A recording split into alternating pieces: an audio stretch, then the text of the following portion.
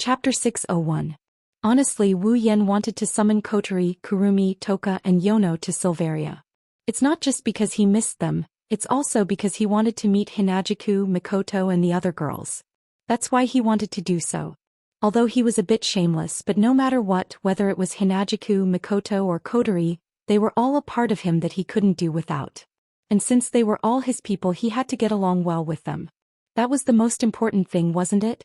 Otherwise, how will he survive in the future? Hinajuku, Mikoto and Shokuhu Misaki understood this very well. That's why they made it clear to him that night. They didn't want to embarrass themselves and ruin their future because of jealousy. Now that they've made it clear, the next step is to meet them. Due to the Behemoth Forest incident, the timing wasn't ideal. Plus, he didn't have enough summoning points, so the summoning was delayed. But now, the Behemoth Forest incident has come to an end. With the sponsorship of Feifei, Sylph, Bingling and Bishi, he should have enough summoning points. As the saying goes, everything is ready except for the crucial element. He wondered how Kotori and the others would react when they find out that he has such a powerful support group. This is also why Wu Yan is in such a dilemma. Time passed as Wu Yan struggled to come up with a way to explain the situation to her. After a long time, Wu Yan shook his head and patted his cheeks to cheer himself up. Among the four of them, Kotori might have an ambiguous relationship with him, but she used to help him when he was conquering fairies. She shouldn't have too much of a reaction. Yoshino is just a lowly, she doesn't know anything and has zero combat power. As for Kurumi, she probably wants him to find a few more girls so she can have fun. The only troublesome one is Toka. As a natural foodie, Toka has a tendency to get jealous. But Wu Yan is confident that he can fool a foodie with a negative IQ. With that thought in mind, Wu Yan decided not to dwell on what he has and what he doesn't have. He picked up the space ring filled with demonic beast corpses, magic crystals, demonic beast eggs and other items. He pinched the ring and handed everything over to the system, leaving behind an empty space ring. Character: Wu Yan. Abilities: True Ancestor Bloodline, Endless Martial Training, Knight Never Died by Bare Hands, Electromancer, LV5. Equipment: Gate of Babe B rank. Summons: Misaka Mikoto, Gui Chuju Ikaros, Yakumo Yukari, Astria, Flandra Scarlet, Shokuhu Misaki, Kinuhata Sai, Frenda, Takitsubu Riku Misaka Sister, 20,000, Equipment Points, 200,000 Item Points, 125,300,000 Ability Points, 400,000 Summoning Points, 500,000 Level, 73. Summoning Kotori, Kurumi, Toka and Yoshino requires a total of 380,000 summoning points. With the help of the monster eggs in the space ring, he has more than enough points. Wu Yan opened the system projection and clicked on summon. He found Kotori's location and handed over the 380,000 summoning points. The familiar summoning light shot out from the system projection and illuminated the empty space in front of Wu Yan. It formed a wide circle of light. Waves of aura that he's met more than once slowly floated out from the circle of light. Wu Yan clenched his fists and his face showed a hint of excitement. 4 figures of different heights and sizes were slowly drawn within the icy cold tent. Just like a sketch, they gradually appeared from within the circle of light. Even though it had summoned 4 people at the same time, the efficiency of the system was still as high as before. Not long after, the full appearance of the figures was revealed. 2 pink ponytails swayed up and down. She wore a white collared shirt and a pink skirt. Zuka Kotori has arrived. Her long black hair cascaded down her back. 2 braids of hair were tied up in front of her. Her long bangs covered her left eye. She wore a black rose-like princess dress. Tokasaki Kurumi has arrived. Her long purple hair bloomed like a flower. A red ribbon was tied behind her hair. She wore a pink shirt and denim shorts. Toka the Night Sword God has arrived. She has long blue hair and a small figure. She wore a white hat and held a rabbit plushie in her hand. She wore a white dress with yellow trim. Yoshino has arrived. The 4 beautiful elven girls looked like princesses of the mortal world under the influence of the summoning light. They were noble, beautiful and adorable. At this moment their eyes were tightly shut. It was exactly the same as when the summoners were summoned in the past. Obviously, they were receiving memories from the system. After an unknown amount of time, 4 thin rays of light came and connected to Wu Yan's chest. Wu Yan's lips curled up. He touched his chest where the rays of light were connected to. The rays of light passed through his chest without any resistance. However, Wu Yan could feel the heartbeats of the 4 fairies. When the heartbeats of the 5 fairies are synchronized, the 4 rays of light broke off. They turned into 4 balls of light and floated into Wu Yan's body. Wu Yan closed his eyes. He could feel the life of Kotori, Kurumi, Toka, and Yoshino beating in his body. He was very excited. After enjoying it for a while, he looked forward. The 4 fairies finally opened their eyes. When they opened their eyes, they saw Wu Yan standing in front of them with a smile on his face. They were stunned. Then joy appeared in their eyes. Shido, brother. X4, huh? Wu Yan couldn't help but laugh out loud. He opened his arms and hugged Toka, who jumped in front of him. Wu Yan was a little dazed by her fragrance, but more than that, he was happy. You. Toka, who only wanted to get close to Wu Yan, was suddenly attacked. Her face turned red, steam came out of her head and her eyes started rolling. It's been a few days for Wu Yan, but for the 4 fairies, they just saw Wu Yan this morning. They can't understand the joy of reunion. Allah. Not far away, Kuang San tilted her head. Her wine-red eyes couldn't help but curve into a smile. Shido is really rough. How bold. Yoshino's face was slightly red. She turned her head to look at Yoshino in her hand. What she got in return was Yoshino's mischievous laughter. Humph. Kotori turned her head away. Of course, she won't admit that she's a little envious of Toka.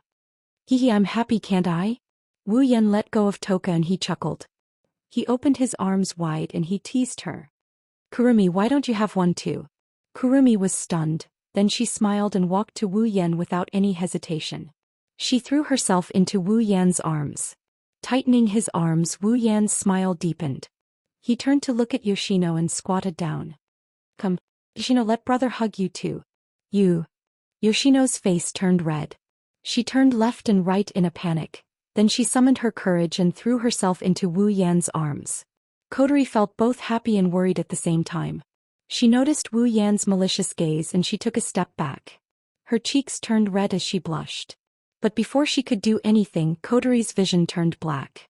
She was enveloped by a warm embrace. Chapter 602. Of course, the one who knows Wu Yan the best is Kotori, the cute little sister of Wu Yan.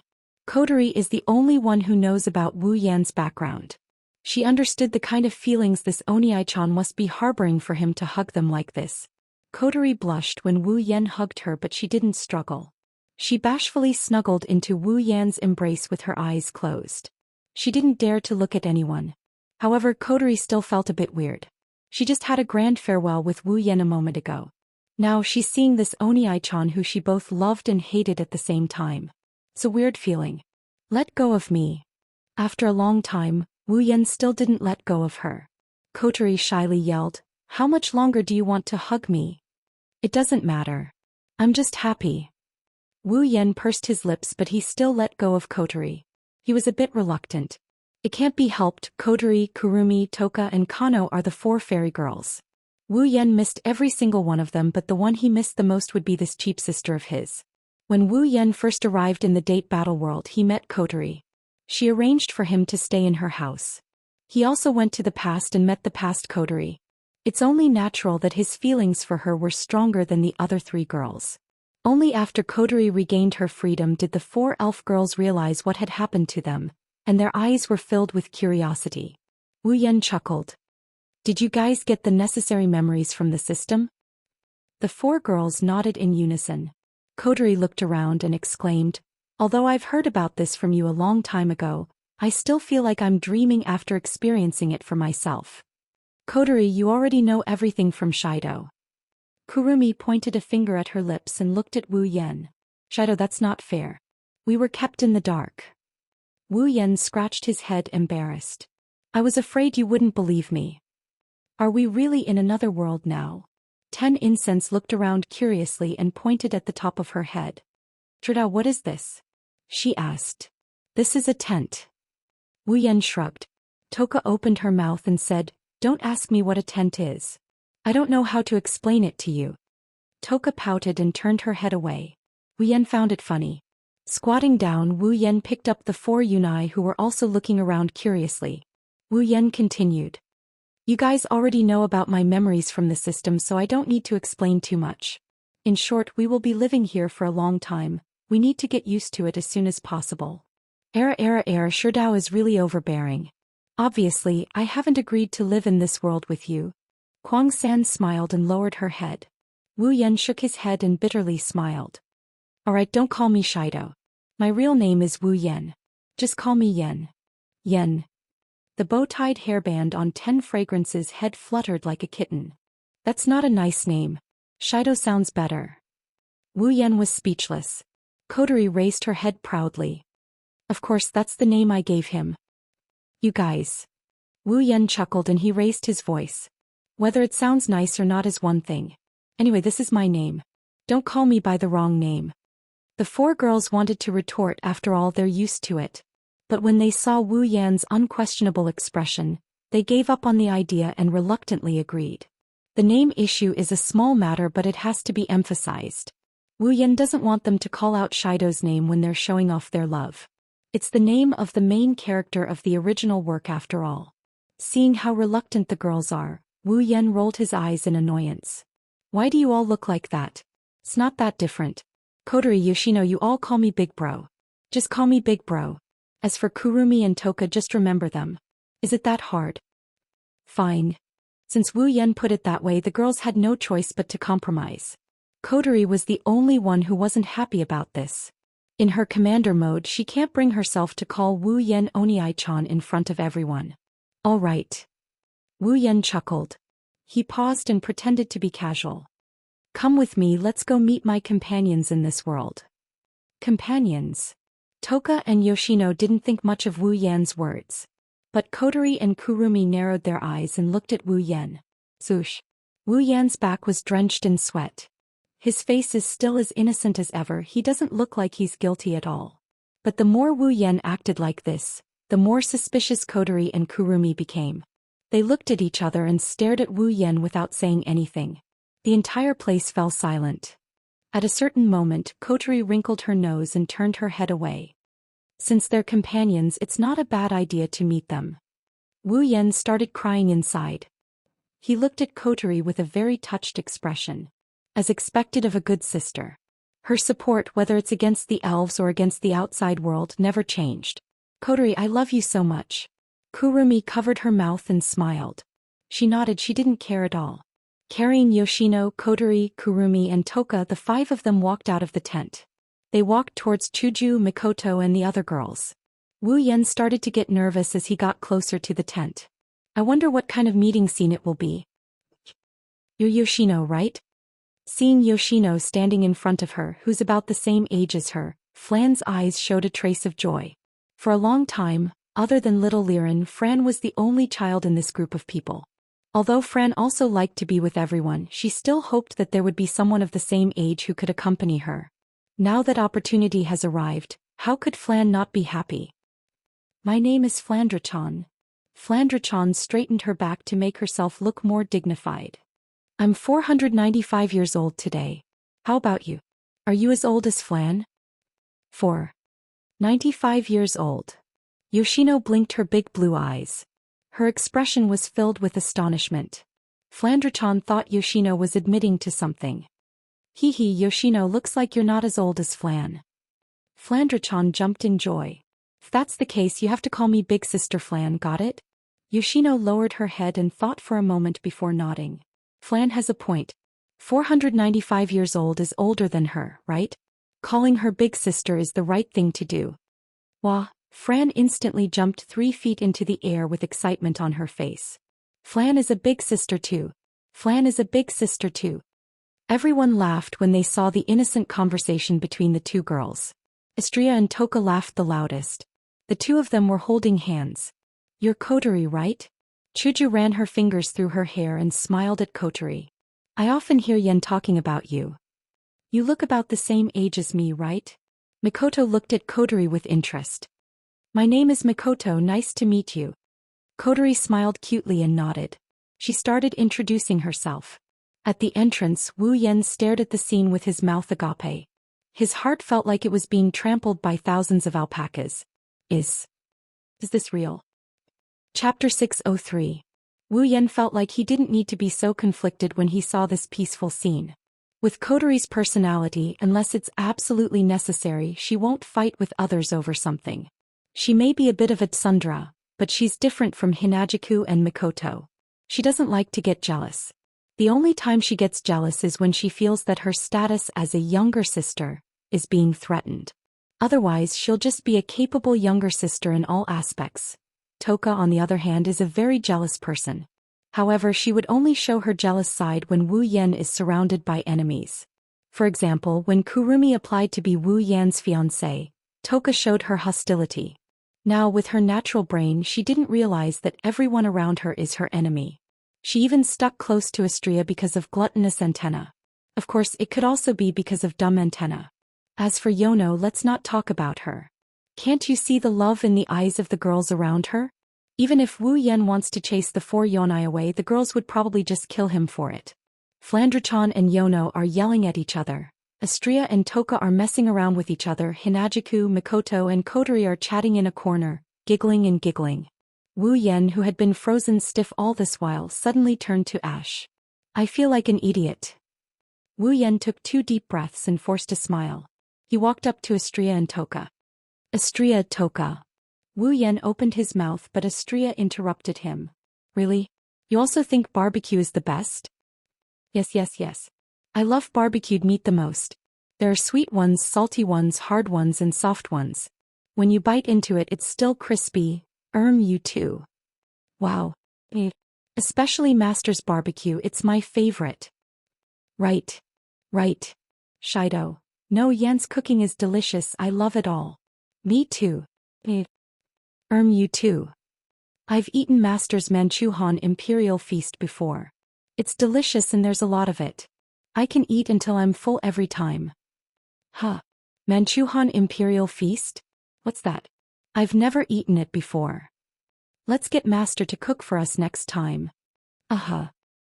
Standing between the 2 girls who are discussing the dishes, Wu Yan reached out his hand as if he was trying to salvage something. The smile on his face is a bit stiff and the grayness on his body is getting thicker. Taking a few deep breaths, Wu Yan glanced at the gluttonous duo who are immersed in their fantasies. He gave up on the idea of interacting with them and turned towards Hinagiku, Mikoto and Kotori. Forcing a smile, he walked over to them. You too. Mikoto waved her hand in disgust before he could join the conversation. Go away, don't disturb our conversation. Wu Yan's smile froze. Looking at Hinagiku, Mikoto and Kotori, Wu Yan felt like he got shot by an arrow. His heart throbbed in pain as the grayish-white aura around him slowly turned pale white. He looked like he was going to break at any moment. Wu Yan took a few deep breaths and held back his tears. He looked around and when he saw Flan and Yoshino, a smile appeared on his face. These 2 clingy little girls, they shouldn't reject me, right? Rolling his eyes, Wu Yan braced himself and he started walking towards Furan and Yonai. However, when he started walking, Wu Yan froze up like a wooden pillar. His smile became completely twisted. Flan and Yoshino were talking about something, but Flan was excited. She grabbed Yoshino's hand and ran towards Kinuhata Sai, Frenda and Takitsubu Riku. When she passed by Wu Yan, she turned around and ran towards the trio, completely ignoring Wu Yan. Sister Ai. Sister Frenda. Sister Lee. This is Yoshino, Flan's little sister. Oh? How did they become sisters so quickly? But super cute, both of them are super cute. But Yoshino, is the rabbit in your hand a doll? No, it's not, it's Yoshino. Yoshino is Yoshino. Yoshino is not an ordinary doll. Super spoke. But Takitsubu, why aren't you surprised? The doll spoke. Actually, I'm surprised too, can't you tell? I can't tell. X4 from afar, countless invisible arrows were shot from thin air and mercilessly hit Wu Yan's heart, shattering it into pieces. At the same time, a gentle breeze blew by and Wu Yan, who was covered in cracks, turned into pieces and was blown away. With a loud bang, Wu Yan knelt on the ground in a standard posture with his body bent forward. His background is filled with shadows as he muttered something under his breath. 2 streaks of tears flowed down his face. What are you doing? Suddenly, a sweet voice with a hint of doubt entered his ears. Wu Yan jolted as if he heard a heavenly voice. He looked up and saw Yukaro's holding Ikaro's hand and holding a parasol. Yukari stood elegantly in front of Wu Yan. Wu Yan couldn't help but notice her holding Ikaro's hand and holding a parasol in her hand.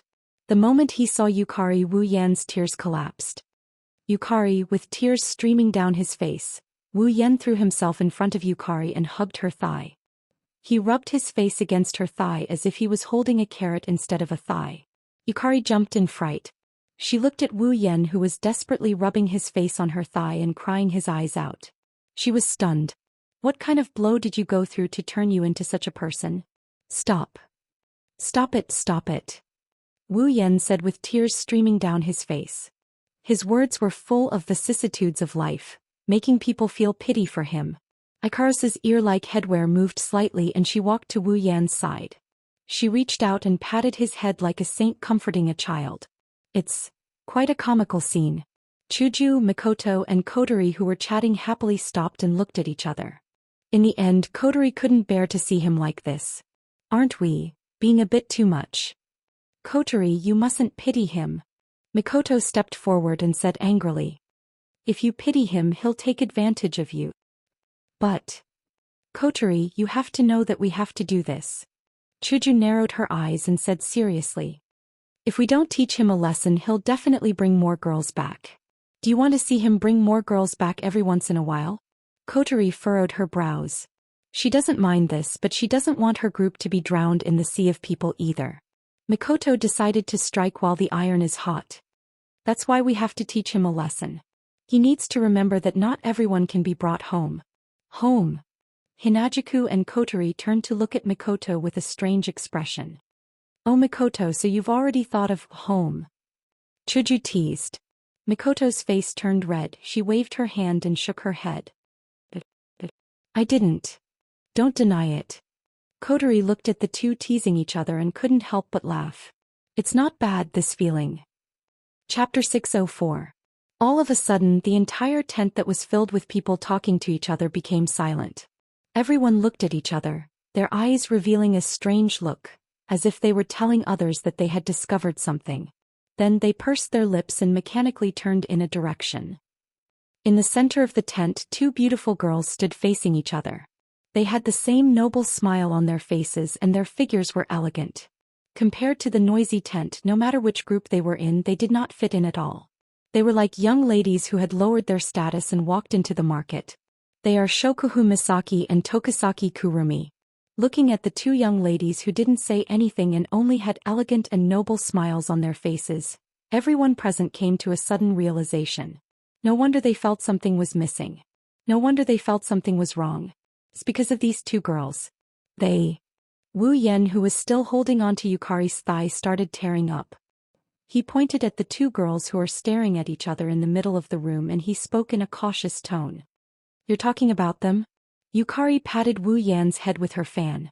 She told Wu Yan to let go of her leg. She continued. When you brought those four girls in, they looked at each other but didn't say anything. Until now. Huh? Wu Yan stood up and scratched his cheeks. He glanced at the two girls who are locked in a stalemate. Wu Yan felt like he saw an intense aura colliding with each other, causing his body to tremble a little. Something doesn't feel right. What on earth are they doing? Yukari glanced at Wu Yan with a smirk on her face. Then she said something with a deeper meaning. I don't know. The entire place fell silent when the two girls started acting strangely. It's a scary silence. Everyone saw the two girls' auras colliding and took a step back. They shut their mouths to prevent themselves from being implicated. Even Mikoto, who was Shokuhu Misaki's biggest enemy, and the two idiots who don't care about anything. This situation lasted for a very long time, so long that everyone's legs started to feel numb. Shokuhu Misaki and Tokisaki Kurumi were still smiling at each other. They didn't realize that they had become the center of attention. Wu Yan's lips twitched. He couldn't keep his cool and he fidgeted a bit. He had mixed feelings of joy and worry. He was happy that this unscientific and harmonious scene had finally turned into a half-azura like he had expected. He was worried that the two girls would fight each other and end up affecting him. How should he put it? This kind of feeling only made him feel a kind of pain in the lower half of his body. There's always a feeling. Wu Yan laughed dryly. I have a bad feeling. At some point Shokuhu Misaki and Tokisaki Kurumi finally broke the stalemate of looking at each other affectionately. They reached out their hands at the same time and shook each other's hands. "Gaien, are you Tokizaki-san?" Shokuhu Misaki's face twitched and a perfect smile bloomed on her face. At this moment the entire tent was lit up by her smile. "I've often heard about you from Shika-chan. I've always wanted to meet you. Today I'm finally able to fulfill my wish." "I'm honored, Shokuhu-san."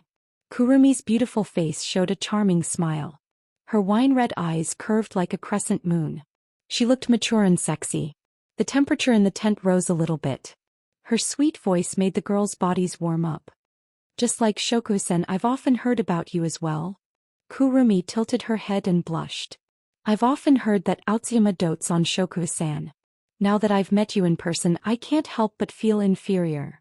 Although Kwang-san said that he felt inferior, the smile on his face looked as if he was mocking him. Coupled with Kwang-san's words, the surrounding people couldn't help but exclaim, "Aotsuyama!" The girl's jaws dropped. "Aotsuyama!" Wu Yan's jaw dropped to the ground. Era. Yukari covered her mouth with her folding fan. "There's going to be a good show." Shokuhu Misaki's smile froze for a second. She recovered quickly, but the aura she exuded from Kurumi's aura decreased at a speed visible to the naked eye. Looking at Kurumi's bashful yet seductive face, Shokuhu Misaki's heart sank. She felt a sense of danger. Just when Shokuhu Misaki thought she could use her elegance to suppress her opponent did the exact opposite. She probably figured out that with their cultivation levels, elegance won't be enough to determine the winner. She decided to use her seductive side to show off her maturity. Kurumi called Shokuhu Misaki Aotsuyama. She used the term Aotsuyama to set the stage for Wu Yan and Shokuhu Misaki. She used the term Aotsuyama to set the stage for Wu Yan and Shokuhu Misaki. She used the term Aotsuyama to convey her relationship with Wu Yan. She used the term Aotsuyama to show everyone that she's Wu Yan's wife and Shokuhu Misaki is the one being doted on. This was also the most brilliant point. He had used the doting and inferiority theory to show his magnanimity and maturity. Unknowingly, he had gained another 30% of the upper hand. The person in front of her is a strong opponent. Shokuhu Misaki made her decision on the spot. "How could that be, Tokizaki-san?" Shokuhu Misaki put away her elegant smile and her expression turned calm. She retracted her noble aura, but it's the aura of a queen. "Tokizaki-san's appearance is top-notch. There aren't many who can compete with Tokizaki-san." Shokuhu Misaki's eyes lit up. She turned into the most noble person in the world. She's like an ethereal queen. Everything that belongs to her is the dirtiest thing in her eyes, including the seductive and seductive ones. "Shokuhu Misaki is just lucky to be able to be with my sisters by the side of my beloved. I'm happy with my current situation. I won't be greedy for more doting." Shokuhu Misaki covered her mouth and giggled. "If Yen-chan could look at me a few more times I would be satisfied." In an instant everyone's jaws dropped even further. Listening to Shokuhu Misaki's extraordinary speech, the table in their hearts was blown away again and again. These words coming out of Shokuhu Misaki's mouth is the most ridiculous thing in the world. However, Kurumi, who was at the center of the battlefield, had a change of expression. Shokuhu Misaki's dignified attitude was basically a roundabout way of calling her vulgar. That's why she used sexiness to decorate herself. At the same time, she also showed that she didn't want to fight for Konoha's favor. She was trying to show that she didn't want Konoha's love. She was trying to show that Konoha's love wasn't possessiveness. It was a silent slap to her face. After all, didn't Konoha just say the word love? Her queen-like aura is real. If she didn't hold a high position for so long, she wouldn't be able to display such an aura. She's trying to show that she's suppressing her opponent. It's like a princess versus a commoner. It's clear who's superior and who's inferior. Kurumi, who originally had the upper hand, was pushed back by Shokuhu Misaki's beautiful counterattack. How could Kurumi's expression not change? The person in front of her is a strong opponent. Kurumi almost immediately came to the same conclusion as Shokuhu Misaki did. Chapter 605. Shokuhu Misaki and Tokisaki Kurumi immediately locked their eyes on each other. After all, even though temperament is intangible, it's real. It's not hard to find each other in a crowd. Perhaps this is how opponents sense each other. But at this moment the two of them finally treated each other as a formidable foe. The two of them have a rough understanding of each other. Shokuhu Misaki and Tokasaki Kurumi calmed down and returned to staring at each other from afar. The crowd fell into silence once more. The aura from the two of them seemed to have gotten stronger. Of course, Astria, Toka, Flandra-chan, and Yoshino didn't know what was going on between the two of them. Of course, Astria, Toka, Flandra-chan, and Yoshino were still in the dark. Hinajuku smiled awkwardly as she muttered softly. Why do you think they don't like each other? Mikoto's mouth twitched. Who knows what Shokuhu Misaki is thinking? Anyway, I think it's stupid to try and guess what they're thinking. Kotori rolled her eyes and her lips curled into a meaningful smile. I think it's a good idea. At least there is someone who can restrain that reckless Tokasaki Kurumi. This is a good thing.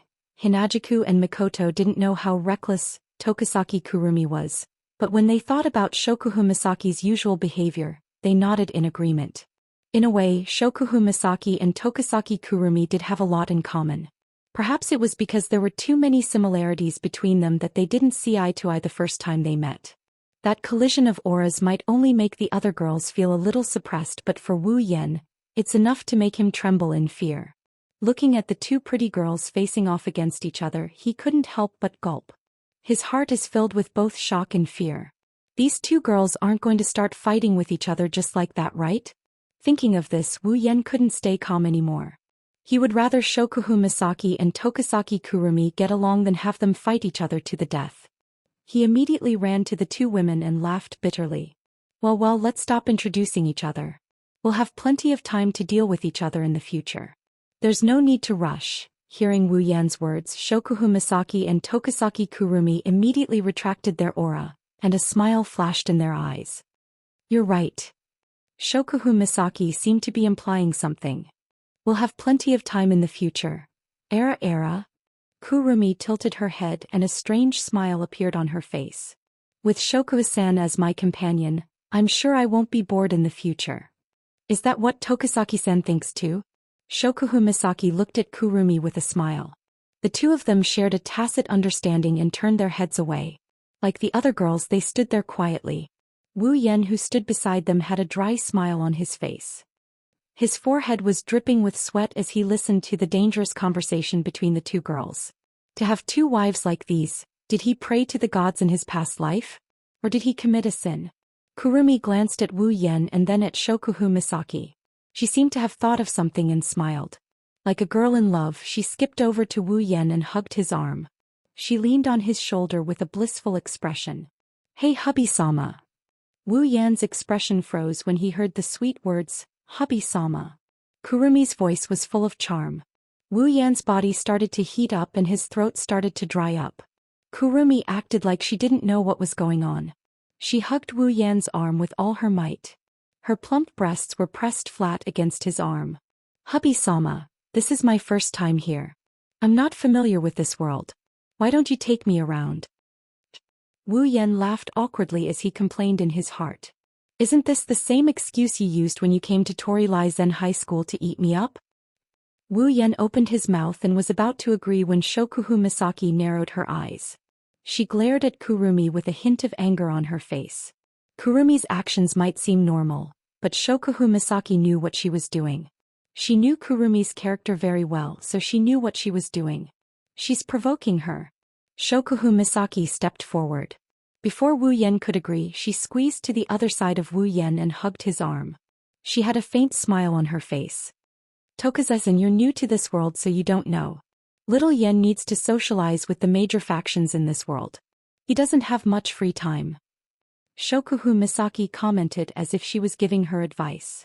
Tokaze-san, when men go out to fight, we women can't be unreasonable. How about this? Let me show Tokazaki-san around this world. Wu Yan's heart skipped a beat. He held his breath and his face turned red. Shokuhu Misaki is going to show Kurumi around this world? It's their first meeting and they're already fighting like this in front of so many people. If they were alone, would they find a corner to kill each other? Two images flashed across Wu Yan's mind. His face turned green and white from fear. One is Shokuhu Misaki holding Kurumi captive. The other is Kurumi's tentacle Shokuhu Misaki. Wu Yan's expression changed. He whispered in a voice that's louder than a mosquito's. Let me do it. As soon as he said that, everyone went silent. Kurumi's smile grew brighter and brighter while Shokuhu Misaki's face darkened. The girls around her sighed in pity. Yenchong. Shokuhu Misaki flashed Wu Yan a radiant smile. Her smile sent a chill down Wu Yan's spine. It sent a chill down his spine. You still have business to attend to. Shokuhu Misaki enunciated each and every word that came out of her mouth pierced Wu Yan's heart. Shokuhu Misaki's voice is still as sweet as ever, but the murderous intent hidden in her voice seeped into Wu Yan's body through the contact point between them. Wu Yan held his breath and forced a smile that is uglier than crying. His voice was hoarse and the tone of his words made people feel all sorts of heartache. It's fine. How can I compare to you when it comes to socializing? You guys are more important. Wu Yan looked like he was ready to die when he said that. Shokuhu Misaki was pissed. She looked at Kurumi, who was smiling happily, and held back her anger. She lowered her head, but in her heart she must be cursing something. That extremely seductive tone coupled with that speech that made one's blood boil. Wu Yan instantly felt that his death-seeking actions weren't in vain after all.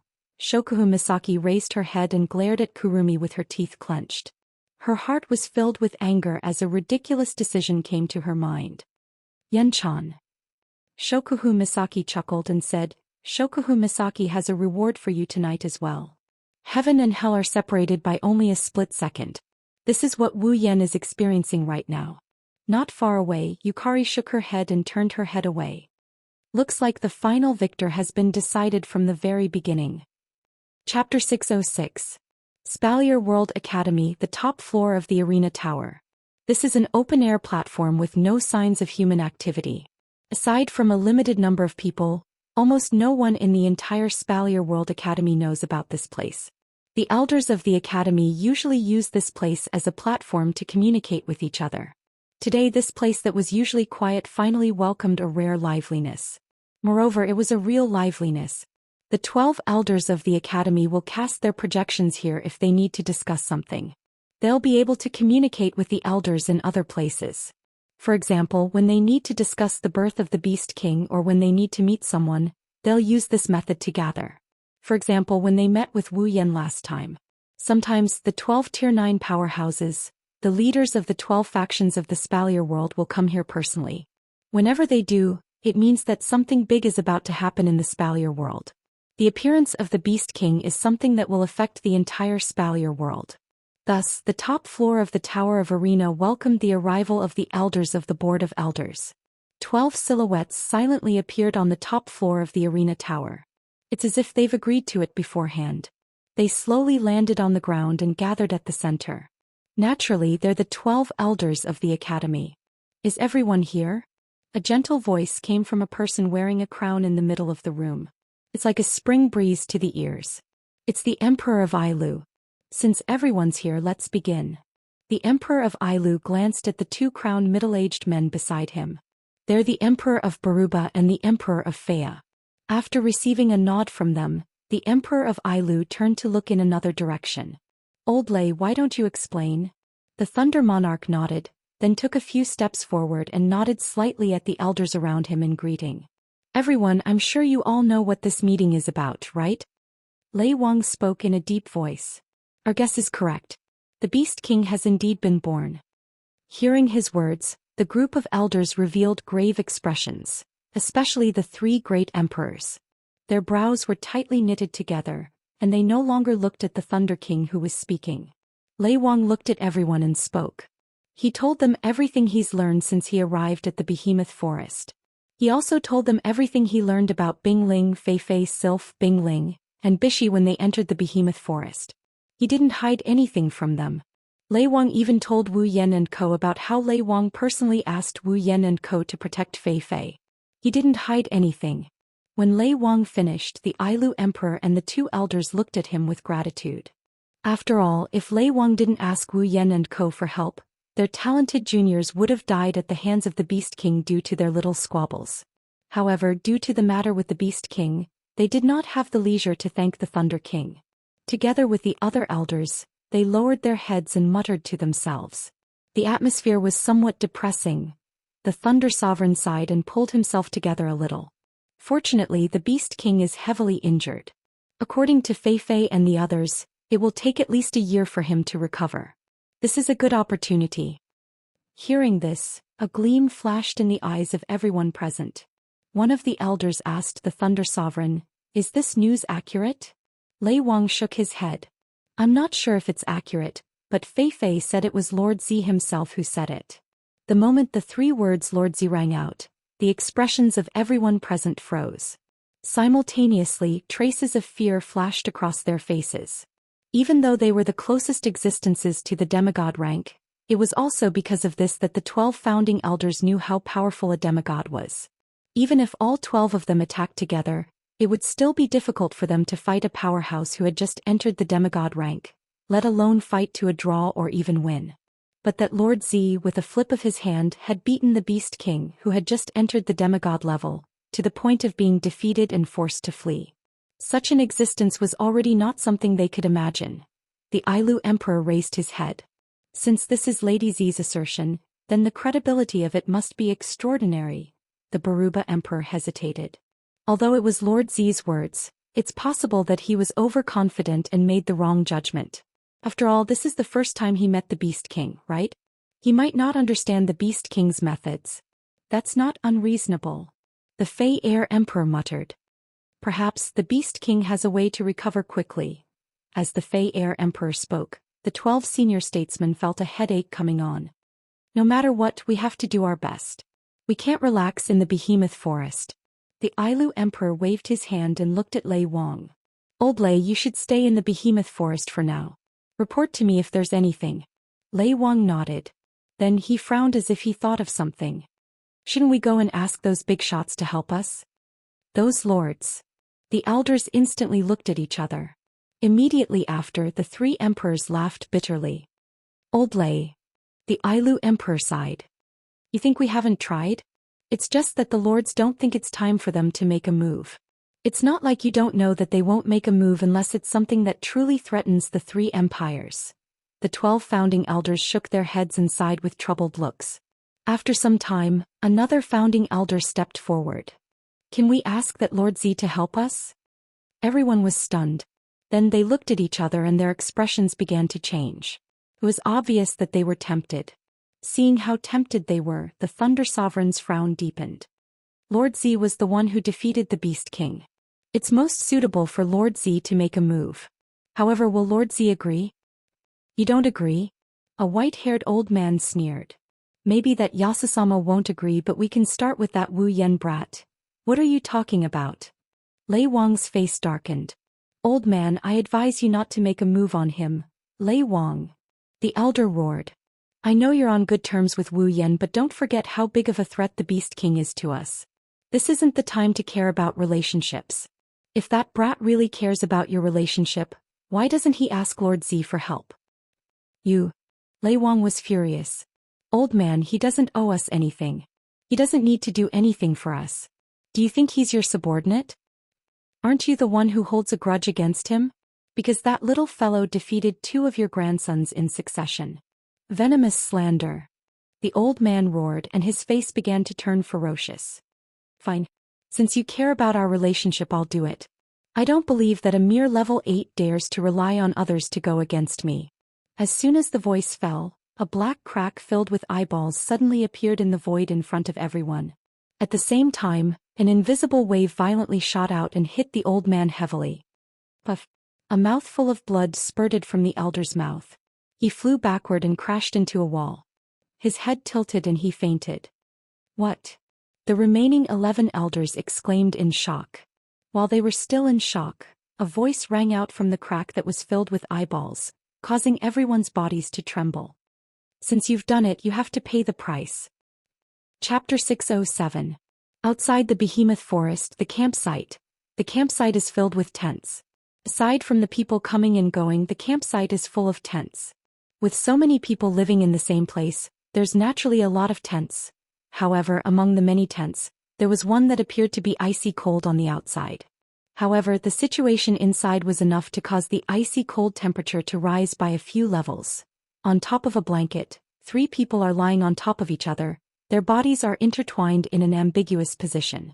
There's 1 man and 2 women, they're naked. This scene is enough to make people think. When Wu Yan woke up, he opened his eyes. The first thing he saw was Kurumi's beautiful sleeping face. Her long black hair draped over his chest, 2 strands of hair fell over her white body, 1 black and 1 white. It's a sight that's constantly touching Wu Yan's nerves. Next to him, Shokuhu Misaki is lying on top of Wu Yan's chest. Her beautiful face breathed in and out, her fragrance hit his neck, her messy blonde hair draped over Wu Yan's arm. At this time, Wu Yan is hugging Shokuhu Misaki, one of his hands is still on top of her. Wu Yan's body is full of explosive pleasure. Since he woke up, Wu Yan narrowed his eyes, his expression rippled. At this time, Wu Yan realized that his little brother is still inside Kurumi's body. Looking at Kurumi lying on top of him and Shokuhu Misaki sleeping beside him, Wu Yan's memory returned to last night. Yukari is right. The winner of the fight between Shokuhu Misaki and Kurumi wasn't Shokuhu Misaki or Kurumi. It was Wu Yan. Originally, Wu Yan didn't want the 2 women to fight each other, but because of this, he received a reward from Kurumi and Shokuhu Misaki, who didn't want to lose to Kurumi.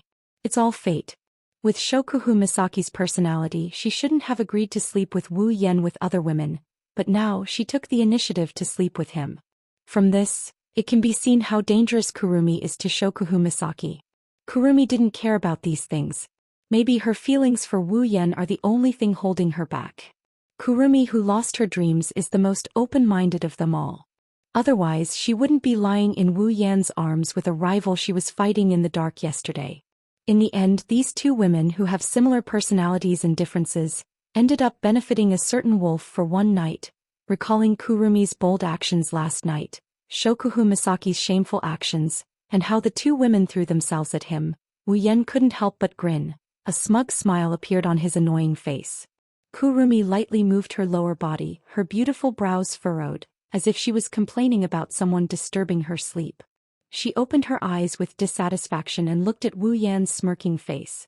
She felt her body uncontrollably moving up and down, electricity coursed through her body, hitting every cell in her body. Kurumi's face turned red, she started moaning. Era. Kurumi panted as she tried to suppress the trembling in her heart. She smiled at Wu Yan with a blushing face. Howsa? You sure are energetic. Last night we had a lot of fun. Wu Yan giggled. He calmly let go of Shokuhu Misaki and sat up. He hugged Kurumi's butt and started moving. Good wife, are you looking down on your husband? Last night was last night, it's morning now. Your husband's body is soft. Only one part of his body is hard. Do you need me to prove it? Ah. Kwang San's delicate body trembled as she let out a soft moan. She was gasping for breath. Moridi. Ugh. Licking the corner of his lips, he tightened his grip on her perky butt. The frequency of his thrusts increased and the moans became even more frequent as well. Shokuhu Misaki seemed to have been woken up by Kurumi's moans. Her beautiful eyes were slowly exposed to the air without her eyelids. When she saw the scene in front of her, she was shocked. She closed her eyes at a speed 10 times faster than when she opened them and pretended to be a dead body. Again, Jisama is an exercise idiot. She used up all of her energy last night. This isn't admitting defeat, it's just taking a break. Yama kept telling herself that as she listened to Kurumi's moans. When the sun is about to reach the top of their heads, Wu Yan came out of the camp. His face is like a hippopotamus. He's obviously in a good mood. After Wu Yan exited the tent, Shokuhu Misaki and Kurumi came out of their tents with smiles on their faces. Their movements were as graceful as ever. However, for some reason their legs looked a bit wobbly. As soon as they got out of the tent, they saw Hinajiku and Mikoto talking about something in front of them. They quickened their pace and walked over. Yo, good morning. The girls all choked and rolled their eyes at Wu Yan. They then looked up at the sky and asked if it's morning or not. Wu Yan laughed dryly. Good morning. Yukari yawned while holding a parasol. She greeted Wu Yan. From this point of view, Wu Yan and Yukari are birds of a feather. They both like to sleep in, one is a vampire while the other is a monster. They're both nocturnal creatures. Wu Yan looked at the girls. He saw that they're all here. He paused for a bit and said, since everyone is here, let me tell you, we're going back to the academy today. Let's go back to the academy. The girls stopped in their tracks and looked at Wu Yan. Yan, are we going back? Chizhu asked Wu Yan. Wu Yan nodded. Now that the Behemoth Forest situation is more or less settled and the Beast King's matter has nothing to do with us anymore, there's no need for us to stay here any longer.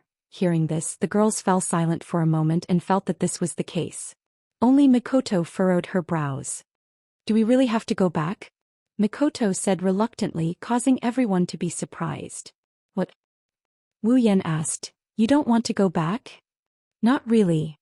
Mikoto said gloomily. I'm worried about the sisters. The situation in the Behemoth Forest is very unstable right now. Will it be okay for them to stay here alone? Wu Yan paused, he frowned. You're right, it's worrying to leave the sisters here alone. Mikoto hesitated, she made a decision and said, Yan, how about I stay here with the sisters for the time being? You? Wu Yan looked at Mikoto. Can you do it alone? I'll stay too. Takitsubu Riku raised her hand and said, My ability will be helpful to the sisters, I'll stay here. Takitsubu will stay too. Kinuhata Sei and Frenda said at the same time. I'll stay too. Shokuhu Misaki chuckled. You'll be worried if it's just them, you girls. Wu Yan shook his head and smiled bitterly. He looked at Mikoto, Shokuhu Misaki, Kinuhata Sei, Takitsubu Riku and Frenda and shrugged. All right, remember to keep in touch. The girls nodded. Chapter 608. Spalier World Academy Villa District. It has been 3 days since Wu Yan's group left the Behemoth Forest and returned to the Spalier World Academy. After Mikoto, Shokuhu Misaki, Kinuhata Sei, Frenda, and Takitsubu Riku parted ways, Wu Yan, Chuju Ikoros, Astria, and Flandrachan brought Yukari, Kotori, Kurumi, Toka, and Yoshino back to the academy to participate in the entrance ceremony.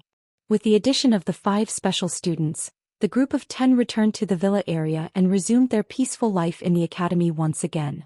Since Shokuhu Misaki, Kinuhata Sei, Frenda, and Takitsubu Riku didn't return, Astria didn't want to live alone, so she moved into Wu Yan's villa. Kotori, Kurumi, Toka, and Yoshino lived under the same roof as Wu Yan in the date battle world. Yukari also didn't want to live alone. She didn't want to live alone, so the villa gained a lot of life despite the absence of Mikoto. When they arrived at the academy, Wu Yan removed the seals on Kotori, Kurumi, and Toka. There's no AST here, there are no weak and powerless mortals. Instead, there's no power here. This is the strangest part of this place. There's no need to hide their powers like in the date battle world. Here, Kotori, Kurumi, and Toka can show off their powers without fear of repercussions. Here, Kotori, Kurumi, and Toka can show off their powers. This made the 3 elves very happy. They can show off their power to their heart's content and live openly under the sun. There's nothing more exciting than this. Of course, Yoshino is an exception. No matter the world, Yoshino is a kind person. He doesn't want to bring pain and fear to others. It doesn't matter to Yoshino whether he has power or not.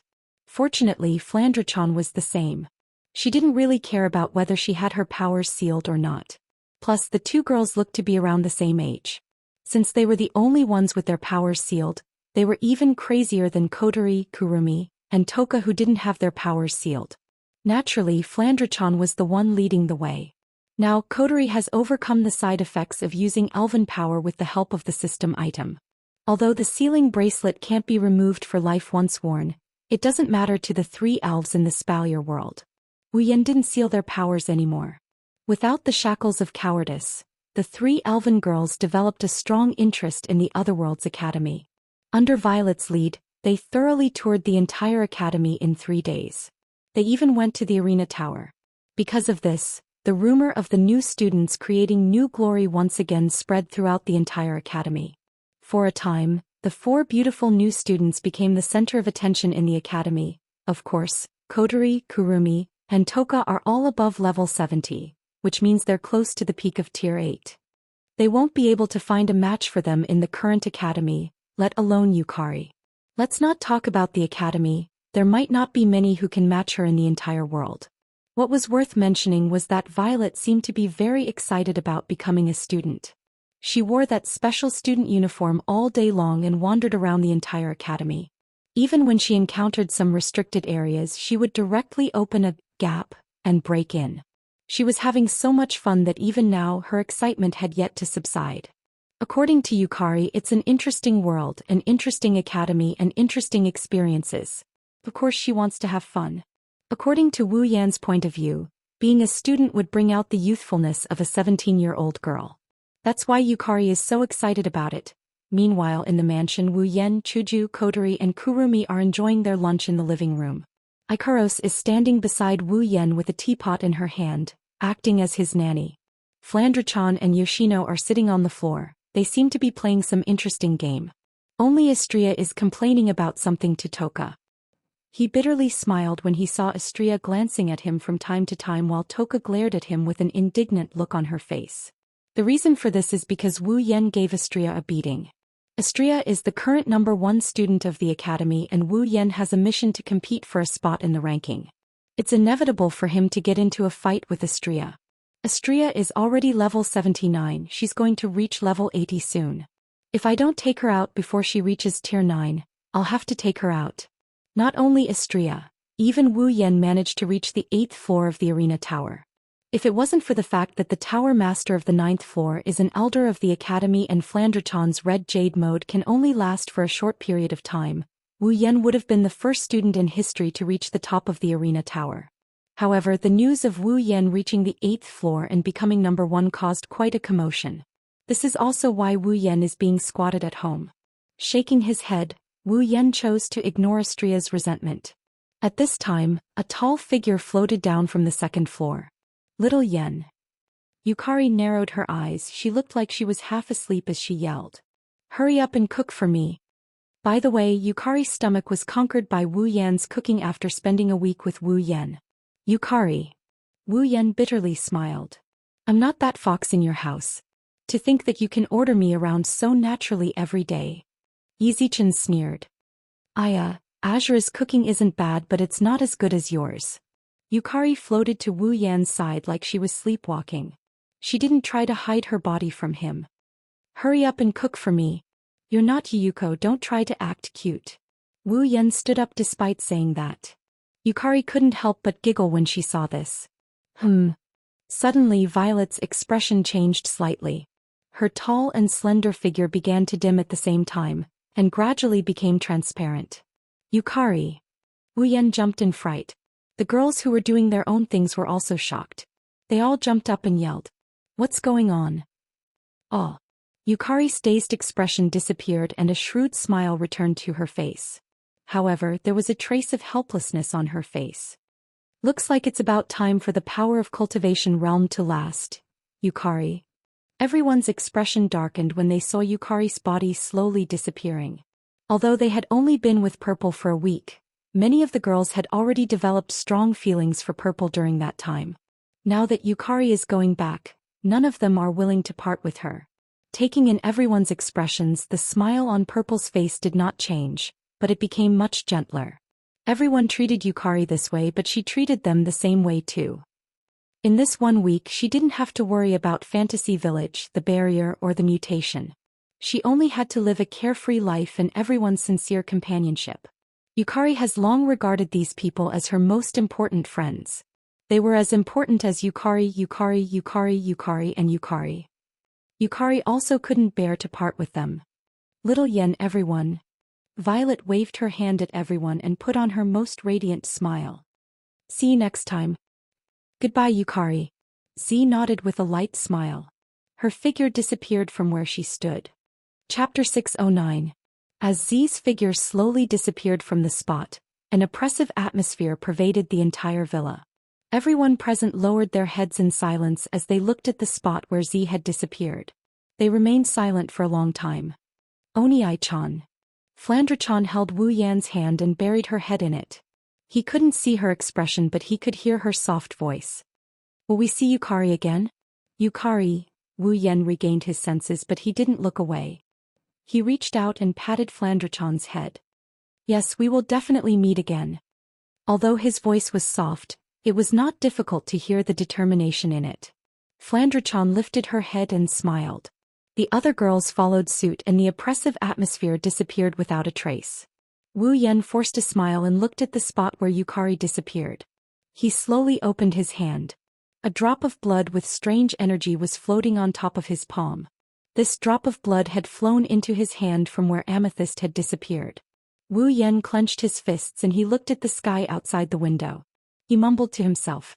Fantasyland. The system notification rang in Wu Yan's mind. Beep. Temporary summoned character has returned. Free summoning service has ended. Mandatory mission activated. Mandatory mission. Clear the dungeon. Mission. Enter the Sword and Saber Dominion world and enter the SAO game world. Clear all 100 floors of Aincrad. Mission requirement. During the mission, the user is not allowed to borrow the system's help, use abilities, equipment, items, or bring other characters into the Sword and Saber Dominion world. Beep. Sword and Saber Dominion dungeon activated. Countdown to entering the dungeon. 10-9 Fate. What? Wu Yan didn't know what to do. When he heard the countdown, he quickly looked at the girls. My mandatory mission is activated. I'm being teleported to the dungeon. Mandatory mission? Wu Yan's sudden shout startled the girls. Hinajuku was the first one to react since she knows what's going on. I got it, be careful. Hinajuku ran up to Wu Yan and told him in a hurry. Got it. Wu Yan's countdown reached its end. After Yukari, Wu Yan's figure slowly disappeared from the spot. The disappearance of two people in succession made the women feel very uncomfortable. However, they also knew that there was nothing they could do about it. They sorted out their emotions and pulled themselves together. Chuji turned around and looked at everyone. Alright, Yen just entered the dungeon. Based on the time ratio between the dungeon and the Spalier world, he will be back soon. Don't worry. The girls nodded, but they still stared at the direction where Wu Yan disappeared, including Chuju. When he was dealing with the Beast King, the system gave Wu Yan a chance to summon for free. However, he had to complete the mandatory mission given by the system. Although the summoning could only last for 10 minutes, under Violet's intervention, the 10 minutes had been extended to a week. Yukari has returned after a week. The mandatory mission given by the system was given at the same time. Thanks to Yukari's intervention, Wu Yan had a week's time to summon Kotori, Kurumi, Toka, and Yoshino. Otherwise, he wouldn't have been able to summon Kotori, Kurumi, Toka, and Yoshino. Beep. This dungeon is a mandatory mission. The mission is cancelled. When the user completes the mandatory mission, the user may leave the dungeon. The time ratio between the dungeon and the real world is 100:1. Therefore, the user can train in the dungeon without any worries. Have a good time. Sword and Saber Dominion, huh? Standing in the middle of a street, Wu Yan surveyed his surroundings. Looking at the pedestrians coming and going, the cars stopping and stopping, the skyscrapers all around him, this is a scene of a modern city. He couldn't help but sigh. It's no wonder the system restricted me from using illegal items in such a world. Wu Yan closed his eyes and felt the blood flowing in his body, the electromagnetic waves invisible to the naked eye, and the golden key sword floating in his sea of consciousness that represents the gate of Babylon. He let out a sigh of relief. Fortunately, the system didn't force me to use my abilities or equipment. Wu Yan can use his abilities and equipment if he wants to. However, if he uses them, the mandatory mission will be considered a failure. Wu Yan already knew that if he fails the mandatory mission, the system will give him a new one. It won't end until Wu Yan completes the mandatory mission. Regardless, Wu Yan is happy that the system didn't force him to use his abilities and equipment. Yukari was right. The system has merged with my soul, so it won't harm me. Although I can be a little immoral sometimes. The forced quest is a result of Wu Yan's choice to summon a temporary service. Generally speaking, it's a forced quest, but it's Wu Yan's choice to accept it. Wu Yan opened the system projection in his mind and checked the content of the mandatory mission again. Clear the 100th floor. Wu Yan rubbed his forehead and sighed. That's a feat that even the protagonist of the original work couldn't accomplish. In the original work, clearing SO wasn't a normal strategy. The main character, Kuretani, discovered the true identity of the creator of SAO, Kayaba Akihiko. Due to that, the final battle was brought forward. At that time, the main character only managed to clear the 75th floor. In other words, if Wu Yan wants to complete the mandatory mission, he won't be able to do it according to the original plot. Not only that, he also has to find a way to hide Kayaba Akihiko's identity. He doesn't want to repeat the original plot where the boss is killed before he even cleared the 100th floor. If that happens, he'll be in big trouble. Well, I guess I don't have to worry about that for the time being. Wu Yan put down his hand and looked at the front blankly. The problem is, how am I supposed to get a gaming helmet? How am I supposed to play without a gaming helmet? There's also the connection and the connection. Perhaps the system sensed Wu Yan's worries. It kindly reminded him. User, when you want to enter SAO, you only need to apply to the system. Apply to the system to enter. Wu Yan opened his mouth in surprise. System, you have such a function? The system ignored Wu Yan and continued to remind him. The system can provide the user with a connection function. When the user applies to enter SAO, the system will automatically connect the user, provided that SAO is open. Okay, this saves me a lot of time. Wu Yan chuckled and suddenly remembered something. By the way, system, the infinite armory ability is a skill, and the method of using it is directly instilled in me in the form of memories. Using the skills from the infinite armory in SAO shouldn't be against the rules, right? Or do you want me to not bring the memory into the game? The system paused for a while, but it quickly reminded him again. Skills are obtained by instilling memories into the user. It belongs to the user's own ability. It's not restricted by the system's rules. Wu Yan's lips curled up when he heard the system's words. With the infinite armory ability, it's a piece of cake for him to win a game. Well, let me enjoy the life of a game for once. He looked around and after confirming a direction he started running towards it. The time he entered the dungeon is the day before the storyline starts, which means tomorrow will be the opening day of SAO. Chapter 610. The next day at 12:55 a.m., in the streets and alleys, in the furniture stores, as long as there's a TV or computer screen, there's a show that's constantly replaying. There's only one theme, and that's SAO. As a game that allows players to directly enter the game world and experience life in the game, SAO has attracted the attention of everyone, including those who like games, those who don't like games, those who are interested, and even those who are not interested. Now, as long as you walk on the street, you'll hear about SAO. Almost everyone is talking about this game. SAO's activation time is 1300 hours AM, which means that SAO will be activated in 5 minutes. Everyone who is holding the SAO connection tool in their hands is looking at a corner marked with the time, including Wu Yan. In a deserted house in a shabby room, Wu Yan leaned against the wall with his eyes closed. Although he's not wearing a game helmet after he applied to enter SAO, he closed his eyes and the scene in front of him is no different from those who are wearing a game helmet. Wu Yan spent the whole day yesterday looking for a temporary place to stay because he doesn't want to be treated as a victim and sent to the hospital after SAO closes. Therefore he ruled out places like apartments, dormitories, and other places. As long as there are people around, he won't choose a place to stay. In the end, this shabby house became his target. According to Wu Yan's information, this house has been abandoned for at least 5 years. It's also known as a haunted house because almost no one ever enters this place. No one even knows who the owner is. This place is undoubtedly the best place for Wu Yan to settle down. After all, he'll be staying in SAO for at least 2 to 3 years.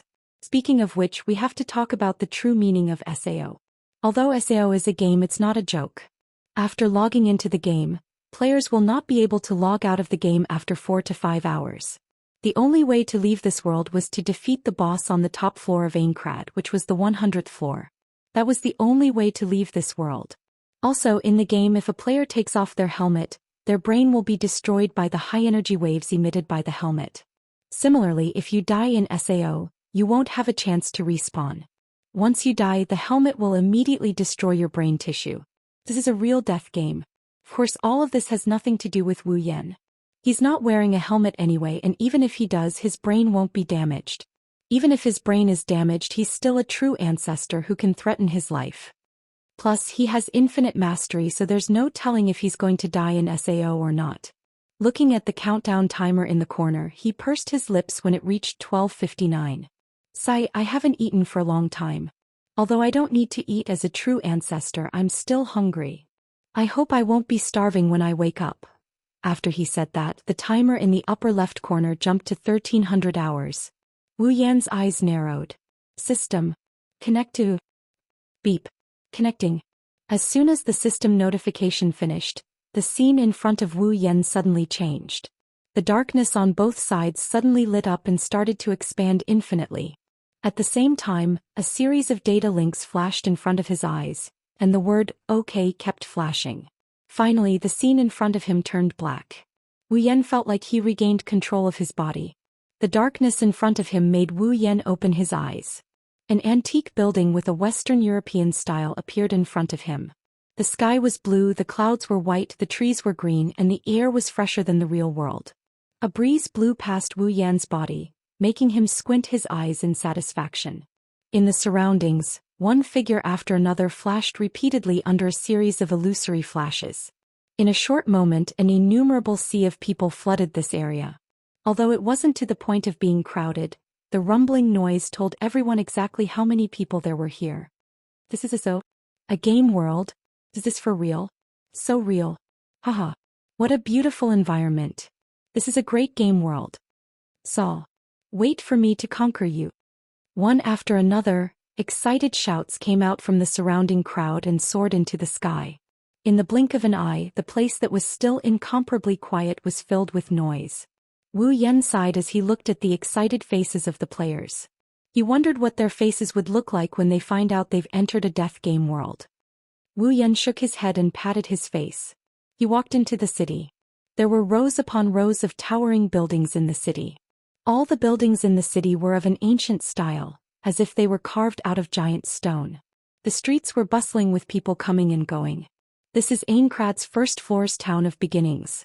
It's a town built on a grassy plain. Every passage leads to different areas, towns, villages, and even monster areas outside the town. Good level 1 novice sword. Its attack is 50% higher than the system weapons. 2 zircoins. Only 3 of them. They're sold out. Come take a look. Self-made recovery potion. 1 CR coin for 2 bottles. You can kill monsters and PK them all. Come on, come on. Don't miss it. Bring me. Come on. Anyone want to kill monsters in a group?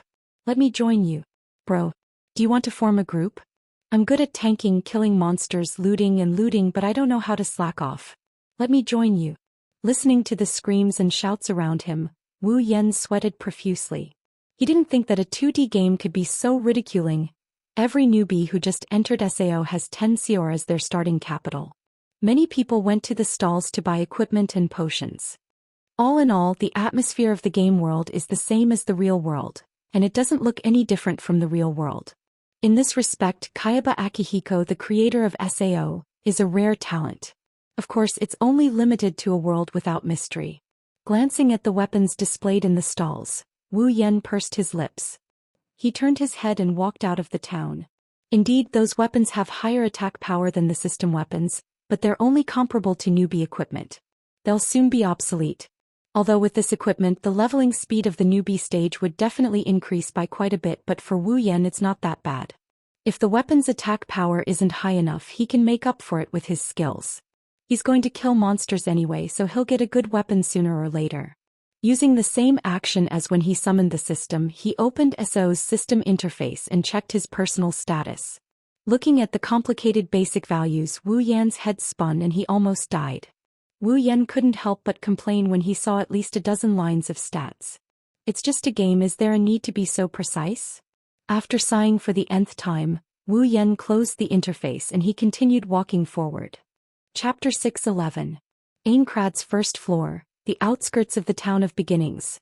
The rolling grasslands stretched as far as the eye could see. Other than the town at the very center, the surroundings were filled with green sprouts. Flowers of different colors fluttered in the wind on the grasslands, but they were buried by the same green grass, making it difficult to see their existence clearly. In addition to the sprouts and flowers, there are also wild boars. They're purple in color and they're walking back and forth in the prairie as if they're not pigs but sheep. Of course, these wild boars aren't bad. At least compared to real-world pigs, their bodies are much cleaner. Their purple fur is bright and shiny. It's like they're taking care of themselves every day. They'll look good enough if they're brought back to their homes. Coming out of the town of beginnings, the first thing he saw was a a pig herding scene. Wu Yan couldn't help but complain. He felt like his worldview was being destroyed. In the end, he could only console himself by telling himself that this is a game. Perhaps it was angered by Wu Yan's disdainful look. The closest pig to Wu Yan suddenly turned around and stomped on the ground like a mad cow. Wu Yan couldn't bear to look at it anymore. It's fine if you're a sheep, but a cow? Are you still a pig? The wild boar opened its mouth and roared. It finally looked a little like a pig. With two sharp teeth, it charged towards Wu Yan. How should I put it? It's really slow. Wu Yan facepalmed as he waited for the wild boar to get close to him. To him, the speed of this wild boar is too slow. It can't even compare to a tier 1 magician. He doesn't need to be serious at all, he can deal with it as if he didn't see anything. It's because of this mentality that Wu Yan met his tragic end. He's forgotten that the body in the game is just a virtual body. It's not as strong as his ancestor body. Whether it's strength, defense, or speed, Wu Yan's body is no different from a normal person. Even though he brought his battle-hardened consciousness into the game, his body can't keep up with his consciousness. Thus, when Wu Yan tried to sidestep the boar in a carefree manner, his body felt like it's being weighed down by a dozen mountains. He didn't feel the weight, but his speed was so slow that he barely moved his body before the boar came crashing into him. Bang! With a muffled sound, the wild boar came into close contact with Wu Yan's belly. Wu Yan's eyes bulged out, his body bent over and his mouth opened wide. He couldn't help but spit out a mouthful of saliva before he was sent flying. I was hit by a pig. His mind is filled with this thought. His body is parallel to the ground as he slowly flew out. It wasn't until he was about to hit the ground that he regained his senses. He used his hand to support himself on the ground and flipped his body in the air. His feet touched the ground and he slid backwards. It took him 2 to 3 seconds to stabilize himself. Lifting his head, his face turned the color of pig liver. Ignoring the fact that his HP dropped by 1/3, he looked at the wild boar from afar. His wine-red eyes are filled with hatred. Wu Yan is probably the first ancestor in history to be sent flying by a wild boar. If I don't skin you alive and roast your trotters today, I'll sleep alone for 100 years. A voice full of hatred came out of Wu Yan's mouth like a ghost in the middle of the night. For Wu Yan, this was an extremely cruel oath. It told others about the bitterness and hatred in his heart. For a moment, the wild boar seemed to freeze for a moment.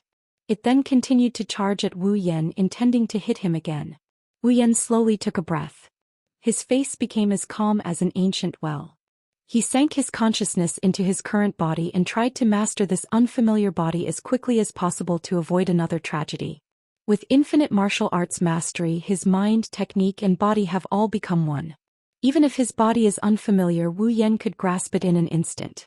Now if he wants to unleash his full power, there shouldn't be a problem. Clang. At the moment when the wild boar approached, a very ordinary long sword suddenly appeared in front of the wild boar's tusks, completely blocking the wild boar's charge.